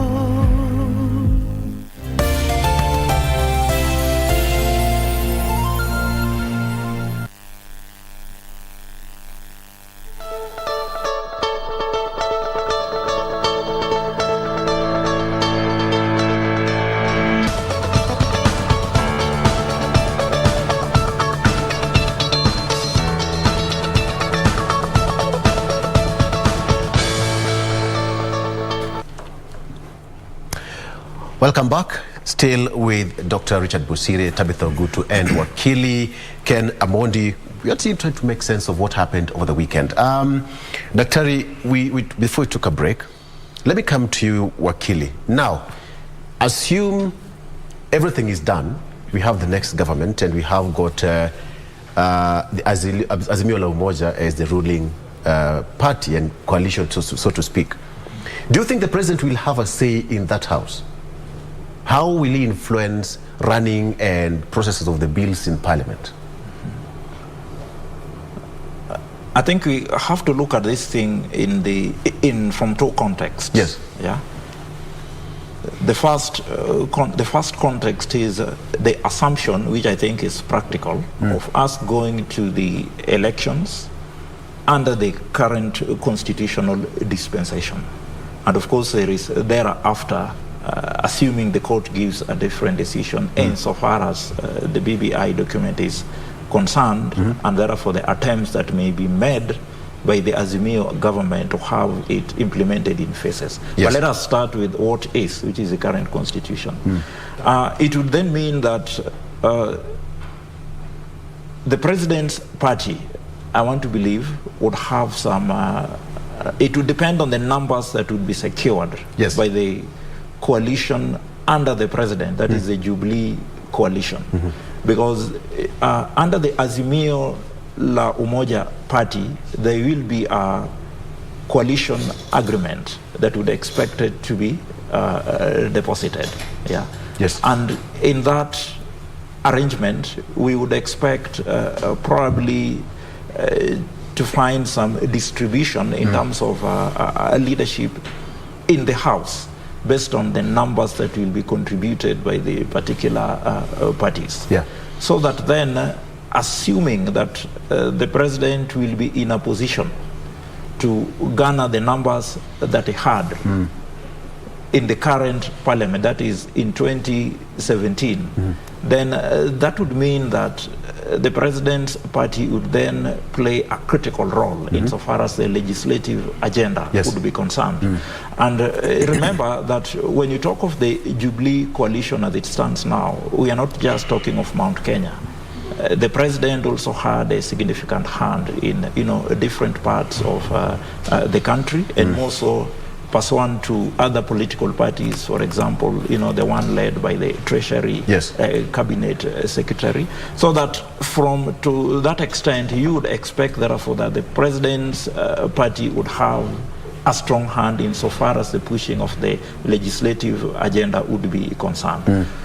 Of course, one would also expect to see more or less implementation of the proposals in the BBI as a matter of good faith from the Azimio presidential aspirant, if he wins, that is Raila Odinga. Yes. So that you would then expect to find some phased implementation in the sense that probably within the structure of the national government, we would expect to find members from the president's party, or for that matter, nominated and seconded by the president, playing a significant role in that particular government. That may also go to the extent of, the deputy president, so that you're talking of both the executive structure of government and as well as the legislative part of it in parliamentary leadership. So that what I would say is that as a matter of fact, in the Azimio la Umoja government, Uhuru Kenyatta will play a critical... But of course, Tabitha, he wouldn't affect the running of day-to-day business in government, much as he may command a big number in both houses. You see, if you look at contextually what the president brought forth as his argument for supporting the Azimio or the right Honorable Raila Odinga on Saturday, he categorically stated that he's doing that because he will want a smooth continuation of his Big Four agenda. Yes. So that means after his tenure in office, still there's going to be an influence on what he did when he was a president. So that goes without saying. And also he's been championing for a united Kenya, like he said. I'm just saying what he said on Saturday. So that means that the efforts for his efforts for us to have a united Kenya and inclusive participation in the leadership of this country, and also in achievement of the gender role and things like those ones are going to be adhered to. That is an influence itself. So what we are going to have past August 9th is a continuation, of course. And remember, when Raila Odinga, the right Honorable Raila Odinga, spoke on Saturday, he said he's going to ensure that the Big Four agenda, the continuation of where the president had stopped, and many more. So he was trying to detangle himself from just a government project. Because if he would have just said that I was going to make sure that we have a continuation of the Big Four agenda, then the government project, which he is not, that the Tangatanga Maniacs have been trying to allude to, would have played part and it would have been certain. So it's not. So what he said is going to continue with this smooth continuation of the government Big Four agenda and more other agenda that they have also as a party, or even they have been having when he wanted to be a president, even the previous years. So of course that is going to play part. Also, a big question we should be asking ourselves is now that it's obvious. I even saw Kalonzo Musyoka saying that he said it categorically at ICC that the president should take over as the chairperson of the Azimio One Kenya Alliance. Said it. So what is his role as the chairperson? So therefore it goes without saying definitely that he is going to have a hand or two, and a lot of his influence is going to be felt in the next government. But of course we cannot also not give credit to the fact that Honorable Raila Odinga also has a vision for this country, and also as a party they have something they want to bring new to addition. So I want to give you, in a brief, maybe a minute, if you go to the counties right now, if, for example, we had a governor in the first 5 years of devolution, and then in the second year of devolution, we have a new governor. There are many stalled government projects in those counties, even building constructions and things like those, even public facilities, because there was no smooth or there was no continuation of the same of what the previous governor had left to be done. I command in both houses.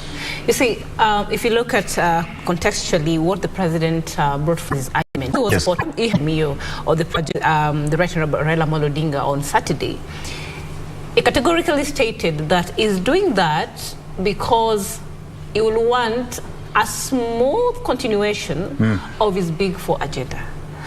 So that means after his tenure in office, still there's going to be an influence on what he did when he was a president. So that goes without saying. Yeah. And also, he's been championing for a united Kenya. Like he said, I'm just saying what he said on Saturday.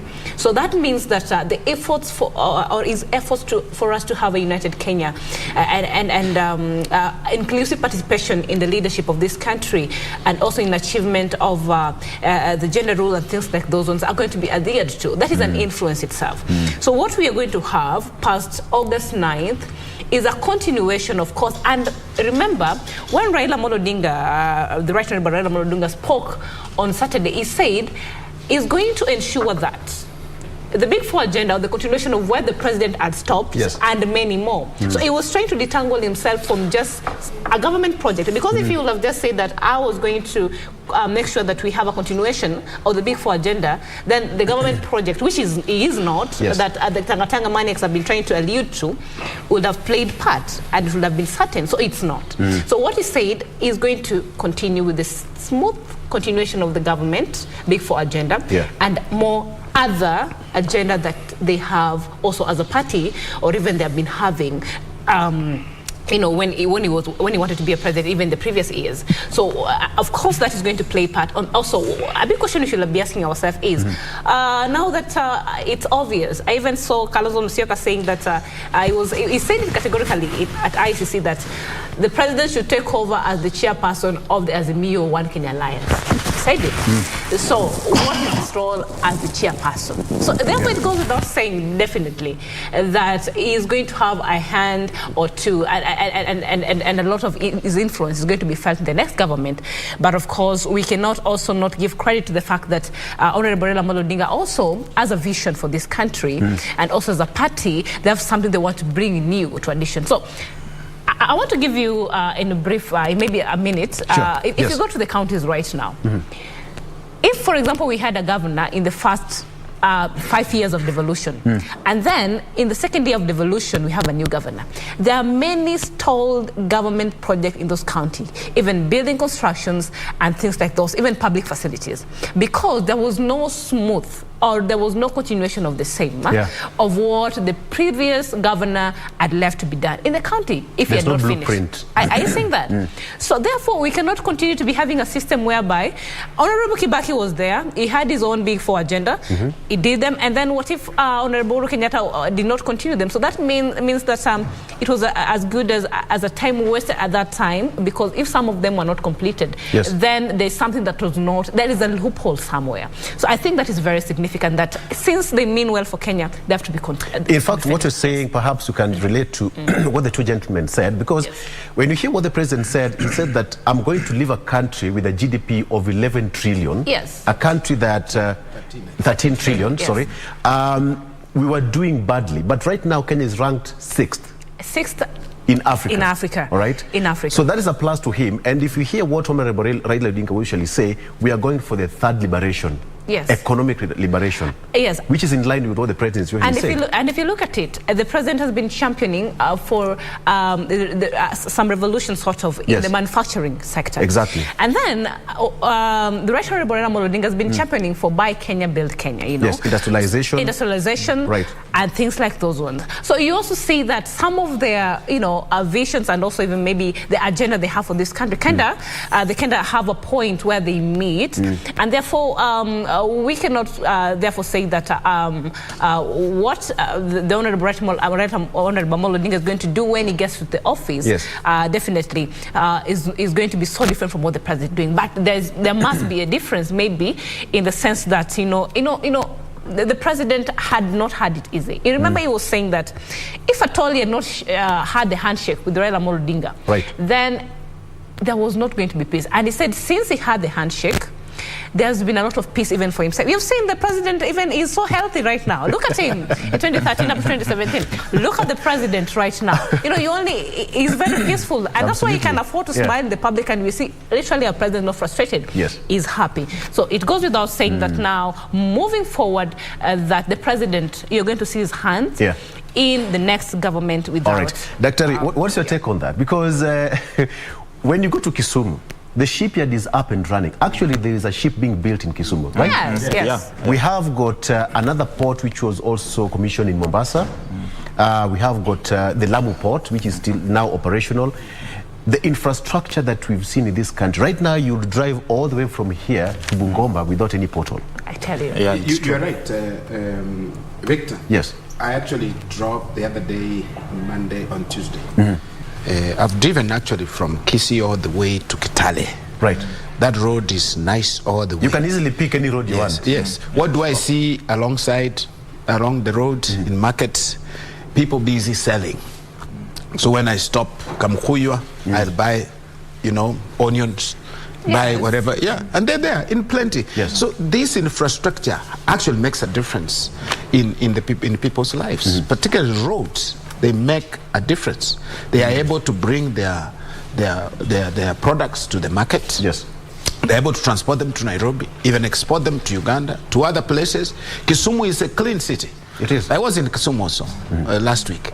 Kisumu is clean. I mean, you compare with what it was, it has changed. There is change. Even the road network, the lighting in the streets and all that, things have changed. Kudos to devolution and actual leadership, even from the center, which is from the head of state. And we can give the president credit, actually government credit, headed by the president. And when people say nothing has been done, I think it's he trying to, that's propaganda. It's not true. People can take stock. I've gone also to Embu, Meru. Things have changed. I used to work in Meru some years back in the mid-90s. The way it is now is different. Things have changed. There is this Agana road which is being built. You go to Moranga. From Kenol. Development has been realized in this country. Perhaps we could do much better, but it has happened. I wanted to go back to your question. How would the president influence? Government, parliament is the representatives. They represent the people. And if the Jubilee Party, for example, has numbers, or Azimio has good numbers, whether the Azimio coalition wins elections or not, they have an influence on parliamentary agenda, as my brother was saying, because it affects House leadership, it affects the distribution of resources. That's where money is allocated, distribution of resources. The policy agenda would be influenced by the same people in parliament. Also, of course, we have party manifestos also will bring an input into the legislative agenda. The ideology will also have an influence, and it will come to bear in the governance and leadership of the country. Also, it affects, once you have a high position, or you have high numbers in parliament, or whatever numbers you have, it affects also the appointment of top bureaucrats, who becomes principal secretary, who are the ambassadors, who are the CSS. And these are the people, you mentioned something to the effect that will it influence how things would run. Yes. Those are the people who operate government. They are the administration. They're the arm that makes things done. They're the action part of government. So if you also have an influence on the action part of government, you are likely to influence what happens in the country so significantly. So they will influence policy implementation. So one should not write off the competition that we have, because this political competition actually will affect people's lives, and the president's position will actually affect what happens in the country in the future. But in terms of giving the Azimio, should they form the next government, some hard stance, do you think that can happen?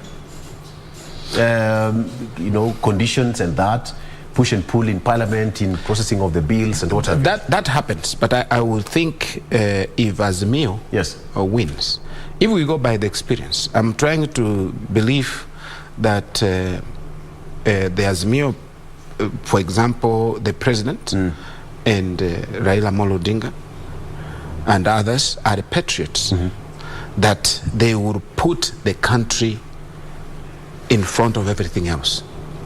If they had a handshake under those conditions, why won't they find a working framework within Parliament if Azimio won. So in other words, you'd say that the president would not give Azimio la Umoja should they form the next government had time, because the president said, you know, when I had problems in Parliament passing of the financial... Yeah, there was support from all of them. Yeah, and maybe that is where we need to read from. Yes. You know, they say even right now if you want to elect your area MCA or whatever, the new aspirants. Yes. We need to look at their track record. What have they been able to do? Not what they'll be able to do after. Exactly. So we have seen a peaceful working relation, and even in the Parliament, you know, passing of bills and legislation is one key thing. Yes. That I think Azimio as a coalition moving forward, even after the August general election, if they at all win, yes. Which there is a high probability, they will be able to have the numbers to pass. And you see the president took pride in that. And so that is one of the key things I think as Azimio they'll take pride in. You know, being able to speak in one voice and champion for agenda as a team. Yes. Undefeated. So yes. Okay. All right. Wakili, we saw a new face of Jubilee. Secretary Rafael Tuju is no longer the secretary of the party, and the president said, hey, you know, tafadhali, you know, muone huyu mtu yangu, simwache hapo nje. So we saw a different face of Jubilee Party, a structure that new leadership came into place, and the president seemed to have rejuvenated the party with the new logo and the slogan and all that. Are we likely to see now people start moving from other parties to join Jubilee, because it was written off already? Victor, like I started by stating, yes, the most significant thing to me that happened over the weekend, and which was new, was not so much the endorsement of Raila Odinga by the president, because he'd made that clear long time ago. There were signs. The signs were there for everyone who cared to see. The most significant thing was the fact that Uhuru Kenyatta made it clear that I'm going nowhere. I'm still here. Yes. And I want to play a significant role in the politics of the land. And of course, how does he do this? He starts by rejuvenating his political party, more or less having the signs of the original TNA. Yes. And of course, for those who care to remember, you can recall how the TNA was crafted out of nothing into what ultimately became, you know, the Jubilee coalition, and eventually landed them the presidency. Yeah, so that I want to honestly believe that, given the president that I know, the political cunning president that I know, the person who is a prolific campaigner, the true Uhuru Kenyatta, I would really want to see to what extent would he reverse the gains that the UDA has made for the last, is it 5 years, 4 years, when the president was busy doing what Kenyans elected him to do. And that's why I mean, other panelists have said that the person that has to worry most now is the deputy president. Why? Because his core base has been taken to be the Mount Kenya vote. For record purposes, minus the Mount Kenya vote, the deputy president's presidential ambition is absolutely derailed. But as it is right now, all signs that they'll split it to what percentage? 30, 70, 50, 50, 60, I think 40? now that will depend on, to what extent will the president move to the ground. Yes. Because some of us have always felt that, for the Azimio dream, insofar as the presidency is concerned, to be sure bet, then the president had to come in forcefully, particularly in the Mount Kenya region, to shelve that presidential office-like, court, and, come back to the politician that he is, or that he was. And I want to believe that's the person that we saw on Saturday. So that now it remains to be seen to what extent he will then influence the Mount Kenya bloc. Because we're running out of time. Tabitha, what is your take? Central Kenya will change red? Because you remember the other side said that the mountain is painted red when they're going to Sagana. Absolutely, absolutely. But then at the same time, yes. We cannot downplay also that the deputy president also has a following there. It might not be as huge because at the end of the day, as you said, as we were talking about Ukambani, we say that we cannot underrate the numbers Honorable Alfred Mutu, Honorable Charity Ngilu, and Honorable Kivuza Kibwana will bring from Ukambani minus Kalonzo. Yeah. So that goes without saying that now. The president, there is no way the president will, especially will want the deputy president to gain much from the central, which is his backyard, than him. So he's going to fight this battle to the end. So the deputy president must be prepared for him. And I think he's scared because we saw that after Sagana 3 meeting, he was there the next day campaigning. If he's so sure about central Kenya, the deputy president is sure about central Kenya as his backyard, as he always claimed, yes. There is no way, there is no day he'll ever be a kingpin in central Kenya. Yeah. And what he needs to do is have a bit of humility, because if he continues to go that way and his advisors continue to advise him the way they do, then he might end up losing so much in central Kenya. So as it stands, believe me, the president has a lot of influence on what will come in terms of in the voters' basket at the end of the day, come general election. Okay. Yes. Doctor, even as you respond to that, let me ask you this. Now that the president has spoken and he said, Jubilee Menguruma, Party Menguruma, that's according to the president. But then now, will central Kenya vote the opposite direction? Because we've always known central Kenya to be voting as a bloc, to the last man. What they might not necessarily vote as a bloc. Yes. And also, I would think that the voter turnout might not be as big. You know, not the 101% turnout, people voting. It will be much less. Reason being, actually, it affects, all this affects, or is affected by whether you have a presidential candidate or not. And but being aware, I think Central Kenya, having held the presidency, I think for the longest, and the freedom fighting and all that, and the community is well aware of the importance, how important it is to be the leader of this country and what it means. And I'm if the president becomes the chair of the Azimio, will it influence their voting pattern? I think it will, because what I think the Central Kenya people have lacked over a period of time. Yes. When President, as my brother put it, was busy doing the work he was supposed to do, or elected to do, Tanga people thought the president has been written off. He is no longer there. Yeah. Central Kenya actually for that period lost kind of direction, so to speak. They lost some direction.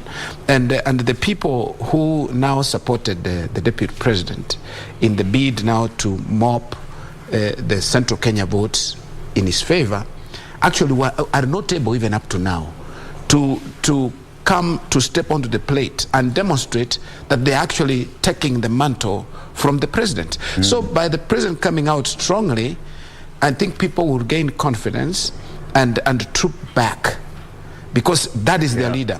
What is the greatest undoing for the DP, I would say, he has been always daring the president. Daring the president. And sometimes even saying, oh, you cannot, Azimio cannot go, Muganga cannot get Mount Kenya because he has to go through me. But as we have said, politics is local. Every community has its leaders, and these leaders must be respected. And at this point, they will listen to Uhuru because he is their leader. However bad these leaders are, people listen, the local people listen to them. Moi was as bad as he was then. Sorry, God rest his soul in peace. Mzee Moi did a good job, but in some respects we had that some issues of dictatorship and all that. But his people backed him all through. So Uhuru still has the backing of his people. He's the leader of his people. Yes. The insults, I think the deputy president now should reduce the insults. He should reduce. I saw him now pleading. And I think this machine called Azimio, once they unleash Because I think the strategy, you know, the DP strategy, Ruto's strategy, yes, I think was not well thought. I go directly to the people. How do you influence the masses? Yeah. You know, there is what we call elite theory in politics, in political science, or in public policy. The elite, actually, people listen to their leaders. The elite are the ones who know. They give direction. It's about elite interests, but when you galvanize it as a people's interests, then it goes better. You go to Mombasa, yes, Kingi, you go to with Joho, and all these people, you put them there, let them campaign on the ground. Come to Central, go to Nyanza, go to Western. Musalia has gone as an individual. He has lost his troops. They have troops to DAPK party. Now, you see all these things, and I think that is a formidable machine, I would say, that most likely will carry allow me to stop it at that point. The director says that we have to stop at that point, but we need to continue this discussion. But Wakili, in 20 seconds, if you can, director, please. Now, what remains to the party members who are expelled from the Jubilee? I think because of time, yes, for those who in elective positions. As a matter of fact, the question of by-elections cannot suffice. It's not practical. Yes. So that then it would so much be until there reaches a time when we will amend our political parties act in such a way that you can rein discipline amongst the members. Then I think we will still be seeing parliamentarians or people playing this ping-pong game of once you're elected, then you shift from, you know. So basically nothing will happen. As it stands now, nothing will happen. Yeah. Okay. All right. I think that's the best point to stop it at that particular point. We'll still continue doing politics here. This is where we get it each and every morning. And of course, I was joined by Able Brains, Dr. Richard Busire, who is a lecturer at University of Nairobi of Political Science and a political analyst as well. Tabitha Ogutu. She's the only lady here amongst the gentlemen. She's done great. All right. She's a political analyst, but as well governance expert, and Wakili Ken Amondi, who is an advocate of the High Court. And you, as a viewer, you are our biggest advocate for the show. Thank you so much for watching. We're taking a break. We'll be right back.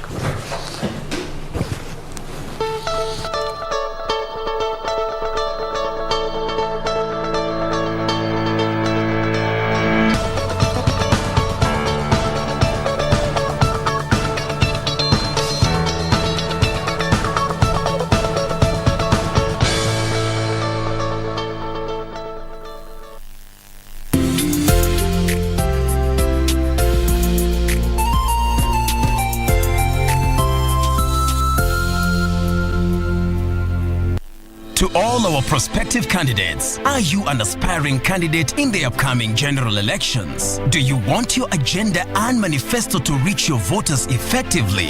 At KBC, we have the most comprehensive and credible online platform that has profiles of all prospective candidates. Log on to www.kbc.co.ke/2022 aspirants and let Kenyans know more about you, your past achievements, your manifesto, and your development agenda once you get elected to office. What's more, the website is easy to navigate. We will create your profile, post pictures and short videos with your campaign messages at affordable hosting fees. Log on to www.kbc.co.ke/2022 aspirants today and establish your brand authority as we lead towards the forthcoming general elections.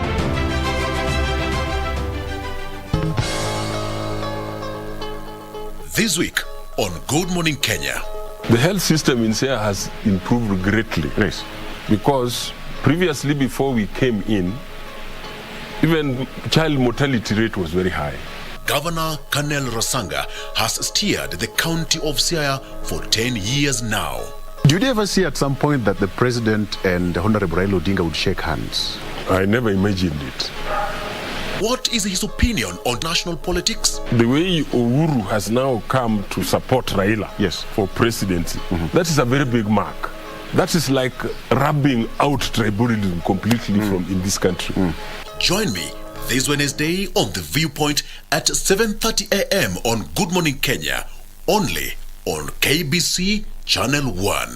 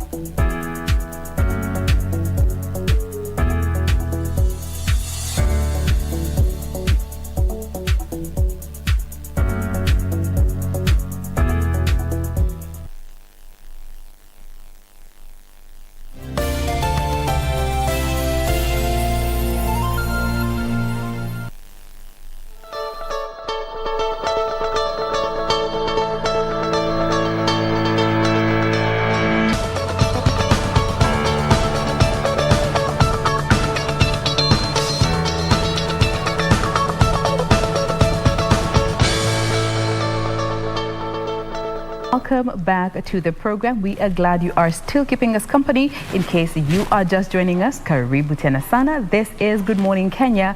I am Jade Wamboy. From politics, we now move on to our family segment. And today, we are going to continue with a series that we started a while back, looking at relationships and toxic relationships, for that matter, narrowing it down to know how to handle a narcissist, whether you are in a committed relationship or in marriage. To help us with this conversation today, we have Zipporah Wanyeki, who is a counselor at the Baton of Hope. Good morning, Zipporah. Good morning, Jane. Thank you for making time to be with us once again. You're welcome. Are you on the social platforms? Obviously, can be able to interact with you? Yeah, sure I am. Give us your handles. At Facebook, you find me at Zippy Wanyeki. On Twitter, Wanyeki1 Zipporah. And I have a YouTube channel, Zipporah Wanyeki. Fantastic. And remember, we are also using the hashtag Good Morning Kenya on Twitter. Our official station handle is at KBC Channel 1. My handle is at Jane Wamboy. Now, first things first. We live in a time where people say, stay dangerous, stay toxic, stay Taliban. But when you talk about relationships and them being toxic, let's just start from there. How would you define a toxic relationship? Thank you, Jane. I'll start by telling you that of late, I've come to realize that most people are confusing toxic relationship, maybe for affection. They don't know. They don't know. Yeah, they think that it is normal to be in such kind of a relationship where somebody is calling you 16 missed calls in your phone, and you think that is normal. So we need to enlighten our Kenyans and tell them that for somebody to be in a toxic relationship, the basic that we can tell you, number one, you feel unsupported. Number two, you feel drained, unhappy. You do not get any joy from that relationship. These people, Jane, they tend even to envy other happy couple outside there. Yes. They feel drained, no energy, no joy. You feel attacked. You feel misunderstood. This person does not, communicate well. It's so negative. They leave you feeling worse than better, and you are in a relationship. That is a basic characteristic that we can tell you that watch out, you're in a toxic relationship. Especially when you do not derive joy. I mean, love, who wouldn't want to be loved, Jane? So if you are not getting that love, these people who are in a manipulative relationship, for example, is not fun. It's not fun for somebody who keeps on bringing you down your self-esteem. So when you feel attacked, when you feel not loved, when you feel unsupported, misunderstood, you are in a toxic relationship. Now, once you have gone through some of these challenges, and much later then you come to realize maybe this was a toxic relationship. But for most people, we have grown understanding that relationships ni kuvumiliana. It's what we have been taught. And for some, even from the household setup, you have grown seeing one of your parents being abusive to the other, and it has become normalized to you. How then are you able to tell the difference when you're in such a relationship if you have such a background? Number one, I would like to tell you that, I've been to marriages and I hear all these negative things. People will come during the wedding day, Jane, on your wedding, people come with all advice. relationship in marriage. To help us with this conversation today, we have Zipporah Wanyeki, who is a counselor at the Baton of Hope. Good morning, Zipporah. Good morning, Jane. Thank you for making time to be with us once again. You're welcome. Are you on the social platforms? Obviously, can be able to interact with you. Yeah, sure I am. Give us your handles. At Facebook, you find me at Zippy Wanyeki. On Twitter, Wanyeki1 Zipporah. And I have a YouTube channel, Zipporah Wanyeki. Fantastic. And remember, we are also using the hashtag Good Morning Kenya on Twitter. Our official station handle is at KBC Channel 1. My handle is at Jane Womboy. Now, first things first. We live in a time where people say, stay dangerous, stay toxic, stay Taliban. But when you talk about relationships and them being toxic, let's just start from there. How would you define a toxic relationship? Thank you, Jane. I'll start by telling you that of late, I've come to realize that most people are confusing toxic relationship, maybe for affection. They don't know. They don't know. Yeah, they think that it is normal to be in such kind of a relationship where somebody is calling you 16 missed calls in your phone, and you think that is normal. So we need to enlighten our Kenyans and tell them that for somebody to be in a toxic relationship, the basic that we can tell you, number one, you feel unsupported. Number two, you feel drained, unhappy. You do not get any joy from that relationship. These people, Jane, they tend even to envy other happy couple outside there. Yes. They feel drained, no energy, no joy. You feel attacked. You feel misunderstood. This person does not, communicate well. It's so negative. They leave you feeling worse than better, and you are in a relationship. That is a basic characteristic that we can tell you that watch out, you're in a toxic relationship. Especially when you do not derive joy. I mean, love, who wouldn't want to be loved, Jane?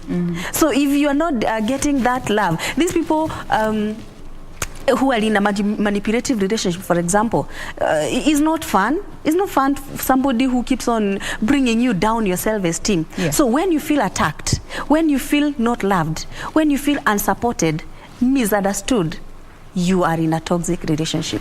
Now, once you have gone through some of these challenges, and much later then you come to realize maybe this was a toxic relationship. But for most people, we have grown understanding that relationships ni kuvumiliana. It's what we have been taught. And for some, even from the household setup, you have grown seeing one of your parents being abusive to the other, and it has become normalized to you. How then are you able to tell the difference when you're in such a relationship if you have such a background? Number one, I would like to tell you that, I've been to marriages and I hear all these negative things. People will come during the wedding day, Jane, on your wedding, people come with all advice. Ati ukifika huko mwanamke ni kuvumilia ndoa. Wamboi, huku tumeondoa kitanda chako, ukienda. So what are you hammering to the mind of this naive bride? That vumilia kila kitu. In case you beaten, vumilia. No, there's nothing like that. So we later come and tell them when to know when to leave and when to stay. So if you are being brought up maybe in a place where like maybe your parents, we call them dysfunctional homes, you found them fighting and your mama amevumilia miaka 45 kwa ndoa, that doesn't give you a license kuvumilia pia. So it is up to you, because I always tell people, self-respect is everything concerning dealing with abuse. You have to get your self-esteem back, because one of these people, what they do, they bring your self-esteem down. So if you need to deal with toxic person, fight for your self-esteem. That is how you know whether I should be able to see. Because why should we, Jane, for example, tell you to wait until all your hands and legs are amputated? Why should we tell you to wait in such a toxic relationship whereby unatusiwa mbele ya watoto? I mean, it's not good, because you're an adult. So this is the time, I think this one is draining all my strength and my energy. I need to move out. That is when we talk about when you're dealing with, for example, someone we call a narcissist. Now that's actually where I want us to go, and I'd like for you to help even our viewers get to understand the difference when you talk about a narcissist and just understanding when somebody is having an anger episode, because we all get angry. And most of the times you say some things you don't mean when you're angry. But then again, how do you differentiate this kawaida temper flares to somebody who is actually a narcissist? How would you define a narcissist? Thank you. Let me first of all tell Kenyans this. Who is a narcissist? If you want to know you're dealing with that, and these people are not good people. They bring your self-esteem down. they demean you, they attack you, they manipulate you. So one way of knowing that you're dealing with a narcissist is that these people are full of themselves. Full of themselves, bloated ego. Bloated ego, an exaggerated sense of self-importance. They feel like it is either my way or nobody's way. They feel they are on top of the world. These people, they think that they are Mr. and Mrs. Know-it-all. I mean, when you're dealing with a narcissist, one of the main characteristics that you would look at them is that they are highly manipulative. Okay. They manipulate and they don't say sorry. But when they say sorry, they sound something like, Akibe, I'm sorry, maybe this person slapped you out of anger, as you call it. I'll come and tell you there's nothing like that. Everybody can manage anger if you just learn the skills. So this anger that makes you slap somebody, you need to find out what is wrong with this person. So this person is one, highly manipulative. Anakuchapa. Akikuchapa, and then you're there, you're crying, you have a soul and eye, a broken tooth or something, and then you're expecting a sorry from them. If you force them to apologize, maybe they will, but they say something like, Jane, you know, you're the one who forced me to, you forced me to slap you. Now, how on earth do I force you to slap me? How on earth? So these people, they never give genuine, they never give genuine apology. If you're waiting for that, it's like getting blood from guava. It never comes. So dealing with a narcissist, number one, they're highly manipulative. And they'll manipulate you in all order, in all circles of life. For example, what do? They do something like, you're crying, you want to leave and go back to your parents. They have already called your mother. Jane isn't talking to me. I came at home, she didn't cook for me or something. So your mother is like, now why is Jane mistreating my son-in-law? So they block for all your level of influence, all those people that would have helped you. They call your friends. So you will always look bad in the eyes of people because you're dealing with a narcissist. Remember, one of the things they do is they put you around somewhere in a cocoon of your own. So you can't, you can't get help. Okay. You can't get, so they'll manipulate you. You threaten you're leaving. They are crying and they take a knife. They want to stab themselves. Uende na mimi nijiue. Now, where are you left? You're like, Akibe usijiue, sijui nini nini. That's a narcissist for you. They cry, they manipulate you. That is number one thing to know. Number two, they are highly controlling. Highly. From the friends you relate with, from the dresses you wear, from the phones, the hairstyle, the color of your clothes, everything. They manipulate you, they control your behavior. Now, what I don't like about narcissism, for example, and I told you it's a personality disorder. Yes, as they are controlling you, for example, they can come and say, Jane, I don't like you wearing purple. For example, maybe you're married to a narcissist. I don't like you wearing purple. And so one time, this guy finds you wearing purple. And he's like, you know, he'll create a fight out of it. I told you I don't like purple. Now you don't care for me. You don't love me. See, you are now in purple. And then you start apologizing for sins that you never committed. And you say something like, oh, I'm sorry. I didn't know. I didn't mean to offend you. You know, you're there. Every other time, a narcissist will be looking for somebody to be, you know, they look for someone they can intimidate. So narcissist can't marry a narcissist. Unless wajenge karibu na polisi. They can't. They look for people we call empath.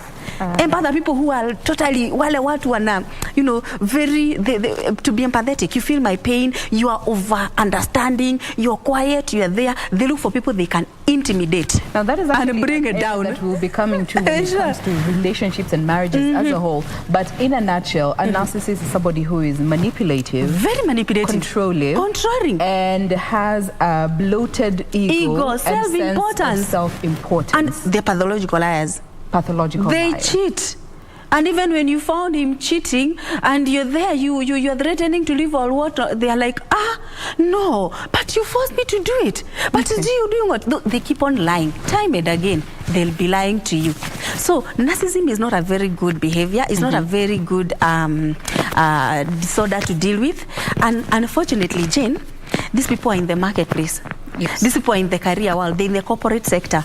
So you do not have a way of knowing them because outside there, they are doing very well. This is a teacher, this is a doctor, this is a lawyer, very successful in life. So you don't have a way of knowing unless we teach Kenyans on what to look for in narcissism. Now, let's take a step back. Yes. Are there known causes of narcissism? Yeah, sure. Sure. It's much more of the psychological. I started by telling that when we deal with narcissism, we are talking about abnormal behaviors. Yes. And we call it NPD. NPD is narcissistic personality disorder. It is a personality disorder. And one of the things that we believe causes, that one is tackled by the clinical psychologist. One of the things that we know is parenting style. The other time we did a show about parenting types and everything. Parenting style, you find there are these parents who are over-involved. I call it over-involved parenting. So over-involved is whereby you do not let this child be. You are there doing everything for them. They refuse to walk, you carry them. They refuse to eat this, you get this for them. I mean, you are there. You're being manipulated by this child. They start their manipulating early in life. So these children, they don't take no for answer. So this parent has been there for them. You are there until you would want to be there almost for everything. You don't let them. Anaenda shule unainama unamfunga viatu. Honestly, something they can do for themselves. You carry for them their bags, or you prepare for them their lunch. Even these simple tasks that they can do. They grow up knowing that people will be there to treat me nicely, because narcissists are hiding and they want to be treated nicely. Yes. But they do not give that back. They take more from you. They drain you because they're sucking life out of you, but they don't give that back to you. So that's number one, over-parenting, over-involved parenting. Let the child be. Teach a child some skills. Let them go and do them. Don't do everything for them. Even if it is maybe something like nowadays you're talking about technology, phones and everything. Yeah. I always say, sometimes it's good, let them know that the money is not just growing on trees. It has to be saved so that you also get for them. If you choose to give them the phones anyway. There are those that decide, wangu simu, and yakifika university or something like that. So, over-involved parenting. Okay. Yeah, you pampered so much. Pampered them so much. Even when the teacher calls you telling you, your child is doing this, and it's like, oh my, no, this child can't. You're overprotective. The teacher has nothing to do with you, or no personal grudge with you. So anakwambia tu mtoto wako, anakupatia tu feedback, mtoto wako wako hivi. So these they tend to be. Another cause that psychologically we can talk about narcissism is what we call as you are growing up. Jane, how you grew up in your village, by the way, how your parents brought you up, determines how you become as an adult. If you're brought up by controlling parents, in future, you could find that you accommodate control. You have those tendencies. You have those tendencies. Okay. If you're brought up by very harsh parents, in future, you could have forced discipline. It's not you behaving, it is what you are told because of fear. You don't initiate a lot of things because you are afraid. So one thing about these people, if somebody faced negligence, what we call under-involved parenting, then non-involved at all, this child did work but got no feedback. That child could end up becoming manipulative. You know, they are doing everything to stand out. A narcissist wants to be in the limelight. Anataka yeye ndiye kusema. He wants to control everything and anything. They use a lot of I statement. In nyumba yangu, I cannot accommodate this in my house. When you hear people, Jane, talking about my, tumepata watoto mimi na wewe, and then you're talking about my children. My what? Okay, occasionally you can. But every other time you're referring to everything, my table, my cup, my what? That person, watch out. He could be having some narcissism in him. So the abuse, for example, if somebody faced child abuse, either physical, verbal, emotional, sexual, these people, they translate to becoming narcissistic in future. All right. Now let's fast forward and now get to the stage in life where, you know, getting into committed relationships and marriage for that matter. You had touched a bit on the kind of persons that narcissists would go for a partner or a spouse. Tell us a bit about that. Yes. Now, number one, when we were talking about personality, I told them that there are people we call choleric and they are very outgoing and everything. They do not look for other cholerics to marry because they are aggressive. They are not looking for other aggressive. They are looking for people they can intimidate. You get it, So a narcissist knows that, number one, he's controlling. He has controlling behavior. He needs a lot of praise. He is expecting everybody to praise him. And if you do not praise, you become an enemy. So this person will not look for another narcissist to marry. No, they cannot. They will explode in that kind of a marriage. There will be explosion. So they are looking for somebody who will accommodate this. And who is best placed to accommodate that? An empath. So who is this person we call an empath? Empath is a personality. These people, they tend to understand you. They are over-understanding. Quiet, reserved, look godly from outside. These people do not like drama. These people are very quiet. They don't like drama. They are there, they are reserved. Yes. So these people, because of the nurture relationship, they tend to be over-understanding. Oh, they find you do not want to eat this, unamuchapa na chakula, unamrudisha, sema, okay, I'm so sorry, Mama Jerry, let me go and prepare something else. Goes back to the kitchen. Try that with someone who is not an empath. They will create a fight. So they will always look for these people who are calm, who are reserved, who are there, who cannot fight back. A narcissist does not want somebody who can fight back or even answer back. No, they want someone who is quiet. So they will intimidate you, and they will make sure they bring you down. They never support your dreams, by the way. Yes. Oh, they don't even make you seem like you exist. Anything for them, you are a non-existent person for that matter. You come saying, I was thinking, we buy this plot here. Because unajua nini mambo ya plot? What do you know about plots and investment? You're not supposed to have a say in this marriage. You're there to be seen and not to be heard. That's a narcissist for you. So they look for some people that they can intimidate. So they always go for someone who they can have a sense of control over. Yes. So now, for people who might be in such a relationship, how then do they even initiate communication with a narcissist? Because there are people who could already be in such situation. And there are many. Oh, yes. Jane, there are many. I told you, these people, number one, they have a sense of insecurity. Narcissist, they have a sense of insecurity. They are overjealous. They do not believe that any other person can be better than them. Therefore, that is why they keep on intimidating you and putting you around there. And they do not want you to imagine that you can get a better husband than them or a better wife, because narcissism can be in anyone. It can be a wife, it can be a husband, it can be a parent. You could be brought up, I had a very nasty case, by the way, of someone brought up by a narcissistic mother. They even don't allow this child to see the father. They were doing nasty things. They have to come and check who is your boyfriend. Did they break your virginity? Now how do you go checking virginity in a girl? It's something crazy. That's narcissism in a parent. So one thing that you can tell these people, because they are highly controlling, find out, because you have to always be very cautious when you're communicating around them, because it's you like don't want to hurt them. Man. You don't want to hurt them, because whatever you say, they'll pick quarrel out of that. Be yourself. Manage your self-esteem. Mind about you. If you can be able to manage your self-respect, you can create a boundary. Put boundary at that. Mimi, I can't stomach this. I'm talking to you and you're not listening to me. I cut that communication. Boundaries. When you are ready to communicate, we shall talk. Otherwise, a narcissism does not, he treats you like you don't exist, or she treats you like you are not there. So whatever you're saying is inconsequential to them. So create boundaries. Let them know. Let you have your own ego. We all have egos. Let nobody bring you down. Even if you're in a relationship, let them know that you can leave. And they are afraid of that. So they will respect that. Akisikia utaenda, anashindwa upate mtu mwingine. I thought I'm the only person in this world. How? And they use very nasty language. They even insult you in front of children. Yeah. They intimidate you and make you know that ukitoka hapa, you can amount to nothing. So create boundary. Learn how to communicate with them. Do not be oversensitive when you're talking. That, unajua Baba Jerry hapendi hivi. Ukisema hivi utamkasirisha. Let them be angry. It is their own issues they're dealing with. After some time, they will learn that this person also has feelings. Otherwise, if every other time you're coming, you're being controlled and you get into their traps, oh my, that is when you hear somebody locked in themselves, because a lot of negative energy, you become depressed. Yes. You lock yourself, you kill your children, you kill yourself, umekufa. Sasa tumesaidia nani? Nobody. Boundaries.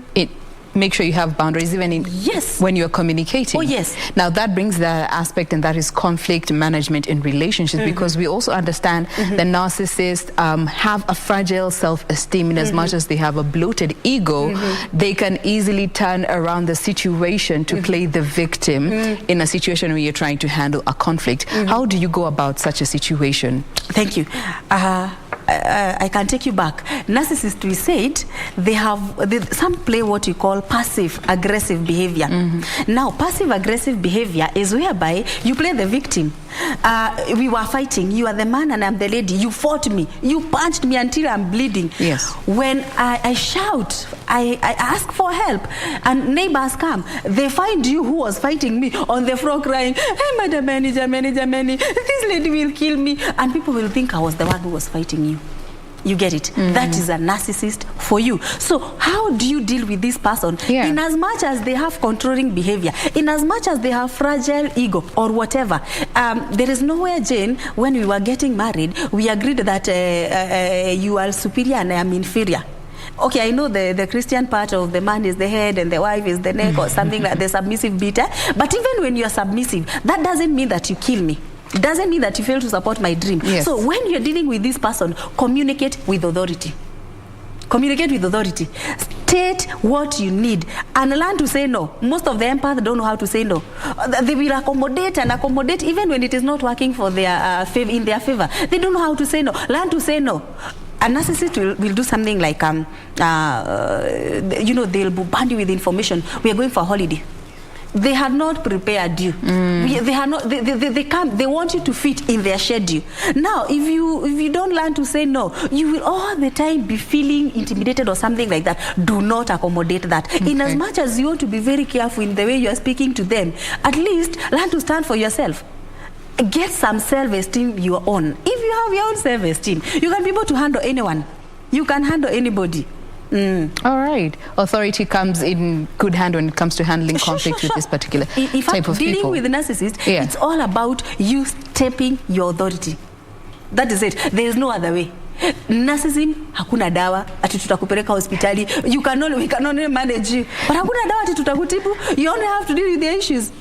Now, you know, for somebody listening to this conversation, they'll be like, hey, it's all doom and gloom when it comes to handling or being in a relationship with somebody who has narcissistic tendencies or is a narcissist. But the people who are in such relationships, is it possible to have a healthy relationship that actually lasts with a narcissist, and especially one who is aware that they are a narcissist? Yeah, sure, you can. I always tell people that when you're faced in a relationship, matters to do with the relationship, you either thrive or you run away from it. So you've heard of people talking of thriving marriages, isn't it? A thriving relationship and such. So people have lived with them. So we will not be here to tell you that now if you're married to a narcissist, you run away. There are reasons why we can tell somebody terminate your marriage or maybe stay safe in case of abuse and such. But if he's not abusive and you feel you have the grace to accommodate that, you can learn to live with them. And how do you learn to live with these people who have a very high bloated ego, who want to bring you down? You state your authority. Clear boundaries. Let you have friends who you can talk to. They are afraid, or when they see you talking to people, they are afraid that you might open up to pastor, you might open up to your mother, you might open up to your friend, you might go out and your friend, so they manipulate even who you become friends with. Jane, I told you I don't like that company. They have fear. You might open up and you'll be utachanuliwa uambiwe wewe umekaliwa. So they are afraid of that. So for you, create your own circle of friends and stick to that. Let them come and tell you, you are hurting me. I told you I don't like that. Yes, but it is my friend. We are not an island that I can live alone. I have my own. So establish close friends. Stable relationship. I know of one away person. From the relationship with the narcissist. Oh, yes. You have a life of your own. Jen, before you got married, you had friends, isn't it? So marriage does not mean that you kill all your friends now. No. Because that's one thing that narcissists ensure they do. They cut you off. They block you from the society. Yes. So they can manipulate you, cook you, do all manner of things inside, and you cannot scream for help. You feel suffocated. You can't scream for help. So when you find yourself dealing with a narcissist, because those marriages, they thrive anyway, but they thrive only when the other party has been told what to do. Those people who reach to me through my inbox is only that I just tell them, you're dealing with one, and maybe this is what you can do. So when you get to know how to manage someone, you can even manage we call them the psychosis and the neurosis people. Those are serious mental cases. You can manage anyone as long as you're taught how to handle them. And how do we teach our Kenyans how to handle them? Mind your own health. Your own health comes first. Your mental health comes first. Yes. So nobody should bring you down. If we can empower and help you raise your self-esteem, you can manage anyone. So then why do we find people stay in this abusive relationship, and especially with a narcissist who is all out, not even trying to play victim? I found a category called a malignant narcissist. You know, they are abusive verbally and physically, they are manipulative, they are sadistic, they are controlling, and the other partner is aware of all this, but they still choose to stay. Yeah, there are two reasons that are known. Of course, there are many others, but the two main, in a marriage setup, you find especially women, they tend to stay in an abusive marriage because of children. You ask somebody, mama nani, why are you in that marriage and you've been beaten, umengolewa meno, umefanywa nini, but you're still staying there. And you say, unajua sasa watoto wangu, I don't want my kids to grow up without a dad. It's honestly, that is how culture maybe trained us. But now, Jane, if you were to look at life seriously, do you know that these kids after 18 years, they'll be living? You are with those children for a very short duration of time, so they'll soon be leaving and you're left alone with that negative person. Number two, do you consider, because we talk of where the lesser evil, which is the lesser evil, these children who are seeing you being abused, misused and used, they see you, they're in a toxic relationship, you're doing them a lot of damage. We started by saying about parenting. Tukasema how you're parenting these children will determine what they become. So what about this child who has grown seeing you being abused? What do you think will happen to their personality in future? They might become bullies. If they don't become bullies, they might have fear.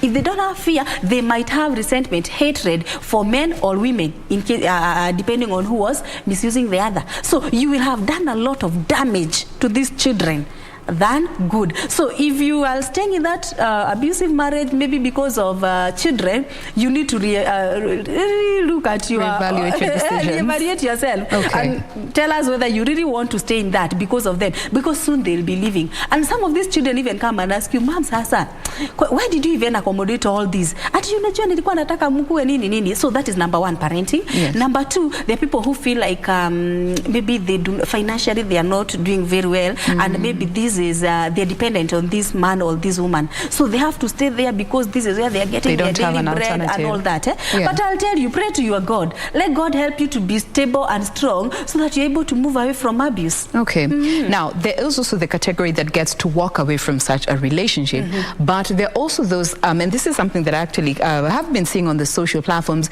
You don't know how to be in a healthy relationship because you are so used to being in this toxic space, such that when you move on from a toxic person or a narcissist and you get into a healthy relationship, you also leave that healthy relationship because haina drama ya kutosha to keep it alive, to keep it spicy.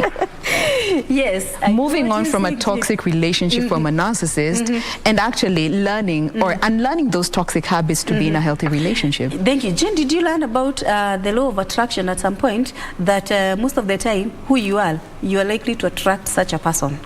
And when we are dealing with a narcissist, you find that this person who has been married, and I don't want you to imagine that it is only a lady.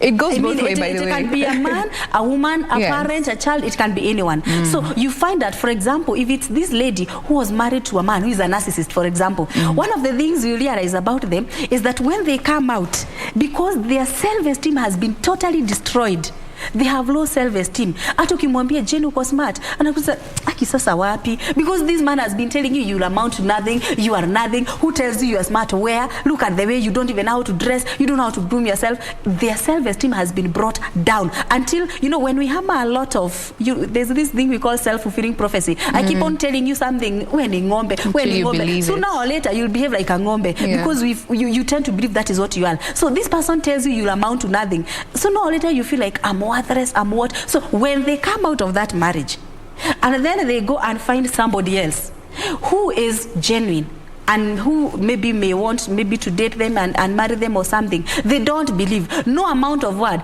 can make this lady who was in an abusive marriage believe you. Feel they so most of the this. time they push you away. Unakuja unajaribu, they don't open up very easily. You want to come, they are wounded. That is number one. They are hurting from inside, they are bleeding, so they are not able to accommodate any other person. Number two, you could find that maybe this is a man who has married a narcissistic girl and has done all the dramas and everything, and so you decide to call it a quit. You leave. After you leave Jane, while you're outside there, what are you trying to do? You're trying to prove that you are not the reason why this marriage failed. And so what do? You can look for another narcissist so that you try to prove that it was not my fault. So you find yourself in the same game again. And at first, you are not able to notice that he or she is one. Okay. But when you are inside there, you realize that the same trait, the same cocoon, once again, you move out of that. Now you wonder, how many marriages will I break, making and breaking? Finally, you just, so we hear some nasty things because you are trying, even people who divorce, when you come out of this marriage, statistics say that the chances of the second marriage breaking are equally high. Higher, yeah. Especially if you didn't deal with what killed the first marriage. And so you find that this person getting to the second marriage is trying to prove to people, to society, or even to yourself, that I really worked hard for my marriage to work, so I was not the problem. You get to the second marriage, you repeat the same problem. Okay. It breaks. So you'll keep on wanting to prove to people that you are after all, I was not the one involved. I was not the bad person after all. Okay. Now, then there's the other category of people who want to completely disassociate with this narcissistic person they were with and try to move on. But you find this narcissistic individual, ni wale wa kupiga 73 missed calls. They will text you on WhatsApp, on your messaging app, on Instagram, on Twitter, send you emails. They are trying to ensure they are in contact with you by all means possible. What advice would you give somebody who is in such a situation and they're trying to move on from such an individual? Now, let me tell Kenyans this. Those that are dating and those that are in marriage, especially ladies, learn to differentiate between affection and such kind of drama. Jane, me calling you once, twice is enough. Now ukirudi upate I called you, you will call back unless there was an emergency. But now you wake up, you had just left the place of you've gone to the place of work, you find 16 missed calls in your phone. Honestly, 16. What is this person trying? That is not love. And you hear ladies saying that, my husband loves me so much, he's very overprotective. Do we confuse that with love bombing, or love bombing is also another red flag that we think is a green flag? No, it's a red flag. Yeah. Hey, when we're going to talk about the red flags, you will know when this person is genuinely in love them or something. They don't believe. No amount of word can your eyes open. Be in a marriage, your eyes open. So most of the time they push you away. Unakuja unajaribu, they don't open up very easily. You want to come, they are wounded. That is number one. They are hurting from inside. They are bleeding. So they are not able to accommodate. If you have chosen to move, move. There's something we call being assertive. Being assertive is whereby you say no and you mean no. You say yes and you mean yes. So if you have chosen to move, block everything that would remind you of this person. Start with all the social media. It's not a must that you be on social media. You can take a break for some time. So block every contact with this person. Move away. And when you move away, do not move away in the neighborhood where you can meet. This person will still be following you up. Move away to an unknown place. Change your contact if possible. Live a life whereby we cannot even trace you. After some time you have dealt with your issues, you have been helped by maybe the counselors to take back your self-esteem, to stand again on your feet. If you are to meet a narcissist in the current form, the version of yourself where you have changed, they cannot manipulate you. But before that, take time, block him. Social media, go no contact. Kila mahali, block him. Let him not get back to you, because they'll do something like this. Aki Jane, unaniacha and the way I loved you. You know what? And women, we are just the same. Mtu akilia tu hivi, unasema aki yenyewe, let me give him another chance. Maybe he'll change. So you'll still find back yourself there. He cheats again. He does all the drama again. Comes and apologizes. Comes with a bouquet of flowers. Takes you out into South Africa to go and reconcile. You're back and you give him a third chance. Then how many chances do you have in life? We are aging. You'll never be 45 forever. You need to move on with your life. Now, then there's a situation where you have children with this particular person, and you equally have the same rights to the children. I stay with the children, you come see the children, go with them, but you find a situation where they are also weaponizing the children against one parent against the other. How do you handle such a situation? Such a situation becomes when you have chosen to detach from the individual, but you have children in this case. I would advise that you opt for what we call co-parenting. It's not a very easy thing. Okay, we always advise parents, even when you're fighting, leave children out of this drama. They found you too in a marriage setup, and soon they'll be leaving you. So choose co-parenting. Co-parenting is whereby you keep your differences aside and you say, maybe for example, if these children, because we believe that after the age of 18 they're free to choose where to go, but before that, most of the time you find that it is with the mother is the one taking care of them, So as the mother, irrespective of who you are, do not go manipulating these children, telling them, you know, your dad is just nothing, is what, or even the father. So if it's a weekend and you agreed they'll be seeing their dad over the weekend, let them go there. You don't even have to be there yourself. Just take a cab, take the children, let them go enjoy a relationship with them. Honestly, they do not deserve that treatment of whereby they don't get love from both sides, and you both of you are alive. So I would just advise, opt for co-parenting, and co-parent in a mature way. Don't let these children know part of your indifferences. Do not even let them take sides. If they choose, fine, but do not manipulate them. So leave the children out of your drama. Oh yes, leave them out of their fight. All right. Now, then, for those who you have been in this relationship, you're trying to leave, you're trying to move on, but you also have experienced such mental trauma from this person. You know, we did talk about manipulation, where they even make you question your reality. Oh, yes. They say you didn't do this and yet you did this, or you did this and you didn't do that. Would you advise somebody to seek therapy when you're leaving a relationship that is toxic, or when you are with a narcissist? By all means. By all means. Look for counseling, look for help.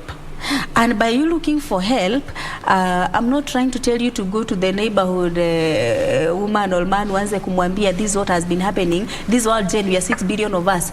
Assuming everybody has one problem, we have 6 billion problems. So unakuja kuniambia na niko na shida zangu. Seek help from a therapist, from a counselor. A counselor will first of all understand the damage that has been done in this relationship.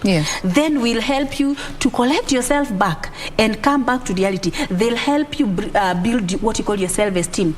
By that, we assist people by getting to know your self-awareness. What are your strengths? What are your weaknesses? What are you able to do well? How do you make new relationships? How do you make them work? How do you nurture friendship? So when you're able to help this person get back to rebuild and to build their self-esteem back, now this person is free to face anybody in this world. Because I always say self-respect is #1 weapon against abuse. Against any form of abuse, self-respect. So if you respect yourself, Jane, there are things you cannot accommodate. Somebody who is coming to demean you, you cannot accommodate that, and they will know it. But if you don't, if somebody has just, you know, told you wewe tu ni umeitwa majina mpaka sasa unaona yenyewe mimi ni kama tu niyo nimeitwa, you will not fight back. Okay. Now, as we bring this conversation to a close, you know, maybe somebody could be watching us today and they are aware that maybe they have narcissistic tendencies, or they have been diagnosed with narcissistic personality disorder, and they are hoping to get into a relationship, a long-term relationship for that matter, or even marriage. How would you advise them to go about this form of commitment they are seeking, but while being aware of their shortcomings or the challenges that they are facing or could pose to another individual? Very briefly. Yeah, thank you. Now, Jane, the medicine people know that ule ugonjwa mzuri ni ule ugonjwa umejulikana. That disease that has been diagnosed. So we'll know we are treating this. So you find that all the traits we have just explained here, plus many more, by the way, there are too many. Yes. All the traits we've talked about, you realize that you possess them. But you still want to get into a relationship. You can choose deliberately to work on yourself.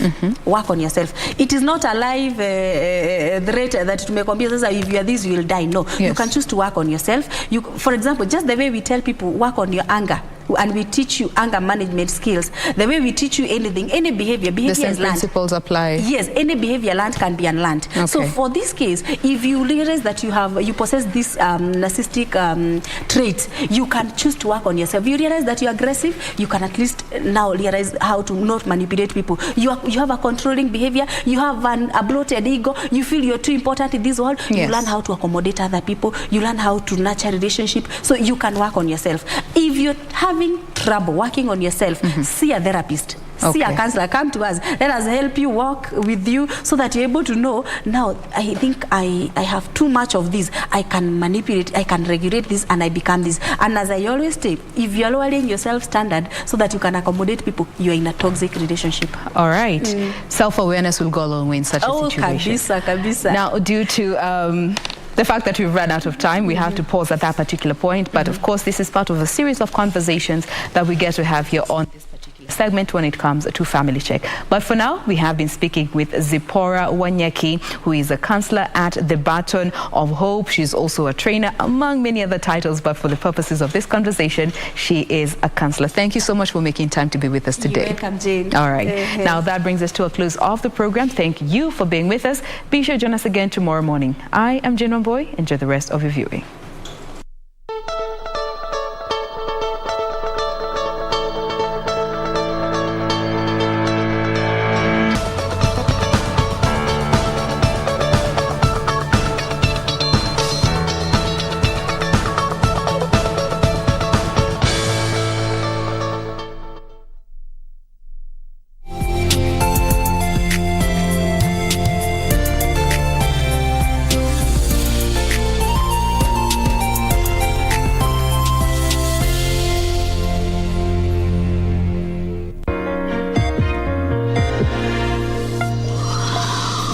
Hii ni Mitikasi Leo, makala kutoka BBC. Yaliyomo: mzozo baina ya Urusi na Ukraine uendelea kutokota.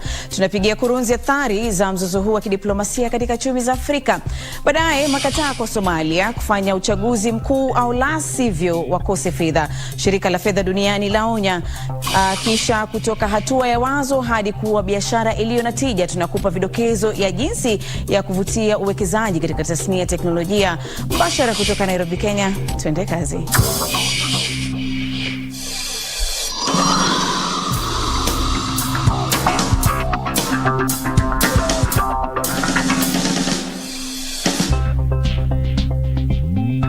Swadakta, karibu katika toleo la leo. Makala inaangazia habari za biashara kutoka barani, taarifa zinazokuhusu, uchambuzi wa kina na mahojiano. Langu jina ni Linus Moshigadi. Tuanze kwa kumulika mzozo unaoendelea kutokota huko mashariki mwa Ulaya baina ya Urusi na Ukraine, ambapo kwa sasa unaendelea kusababisha kutetereka kwa chumi nyingi duniani. Kwa sasa kifupi tunachojuacho hadi kufikia sasa ni kuwa Marekani na Uingereza, Umoja wa Ulaya zimewekea Urusi vikwazo. Kadhalika benki 5 za Urusi pia zimewekewa vikwazo, huku mabenyenye watatu wa Urusi walio na uhusiano wa karibu na Rais Vladimir Putin wakizuiliwa kutumia mali zao.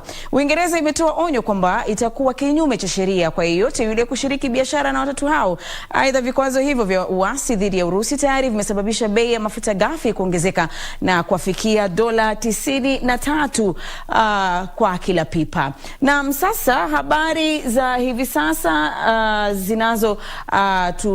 tunazozielewa ni kwamba habari hizi huenda zikawa nzuri hasa kwa mataifa yaliyozalisha mafuta ghafi, mfano Nigeria. Kando na swala la mafuta, mataifa kama vile Misri, Tunisia, Libya na Algeria hununua nafaka kutoka nchi hizo mbili, yakiwa kati ya mataifa yanayoagiza bidhaa hiyo kwa wingi. Aidha, nchi hizo huzalisha chini ya nusu au kiwango kinachotumika kwa raia wao katika kipindi cha takriban mwaka mmoja.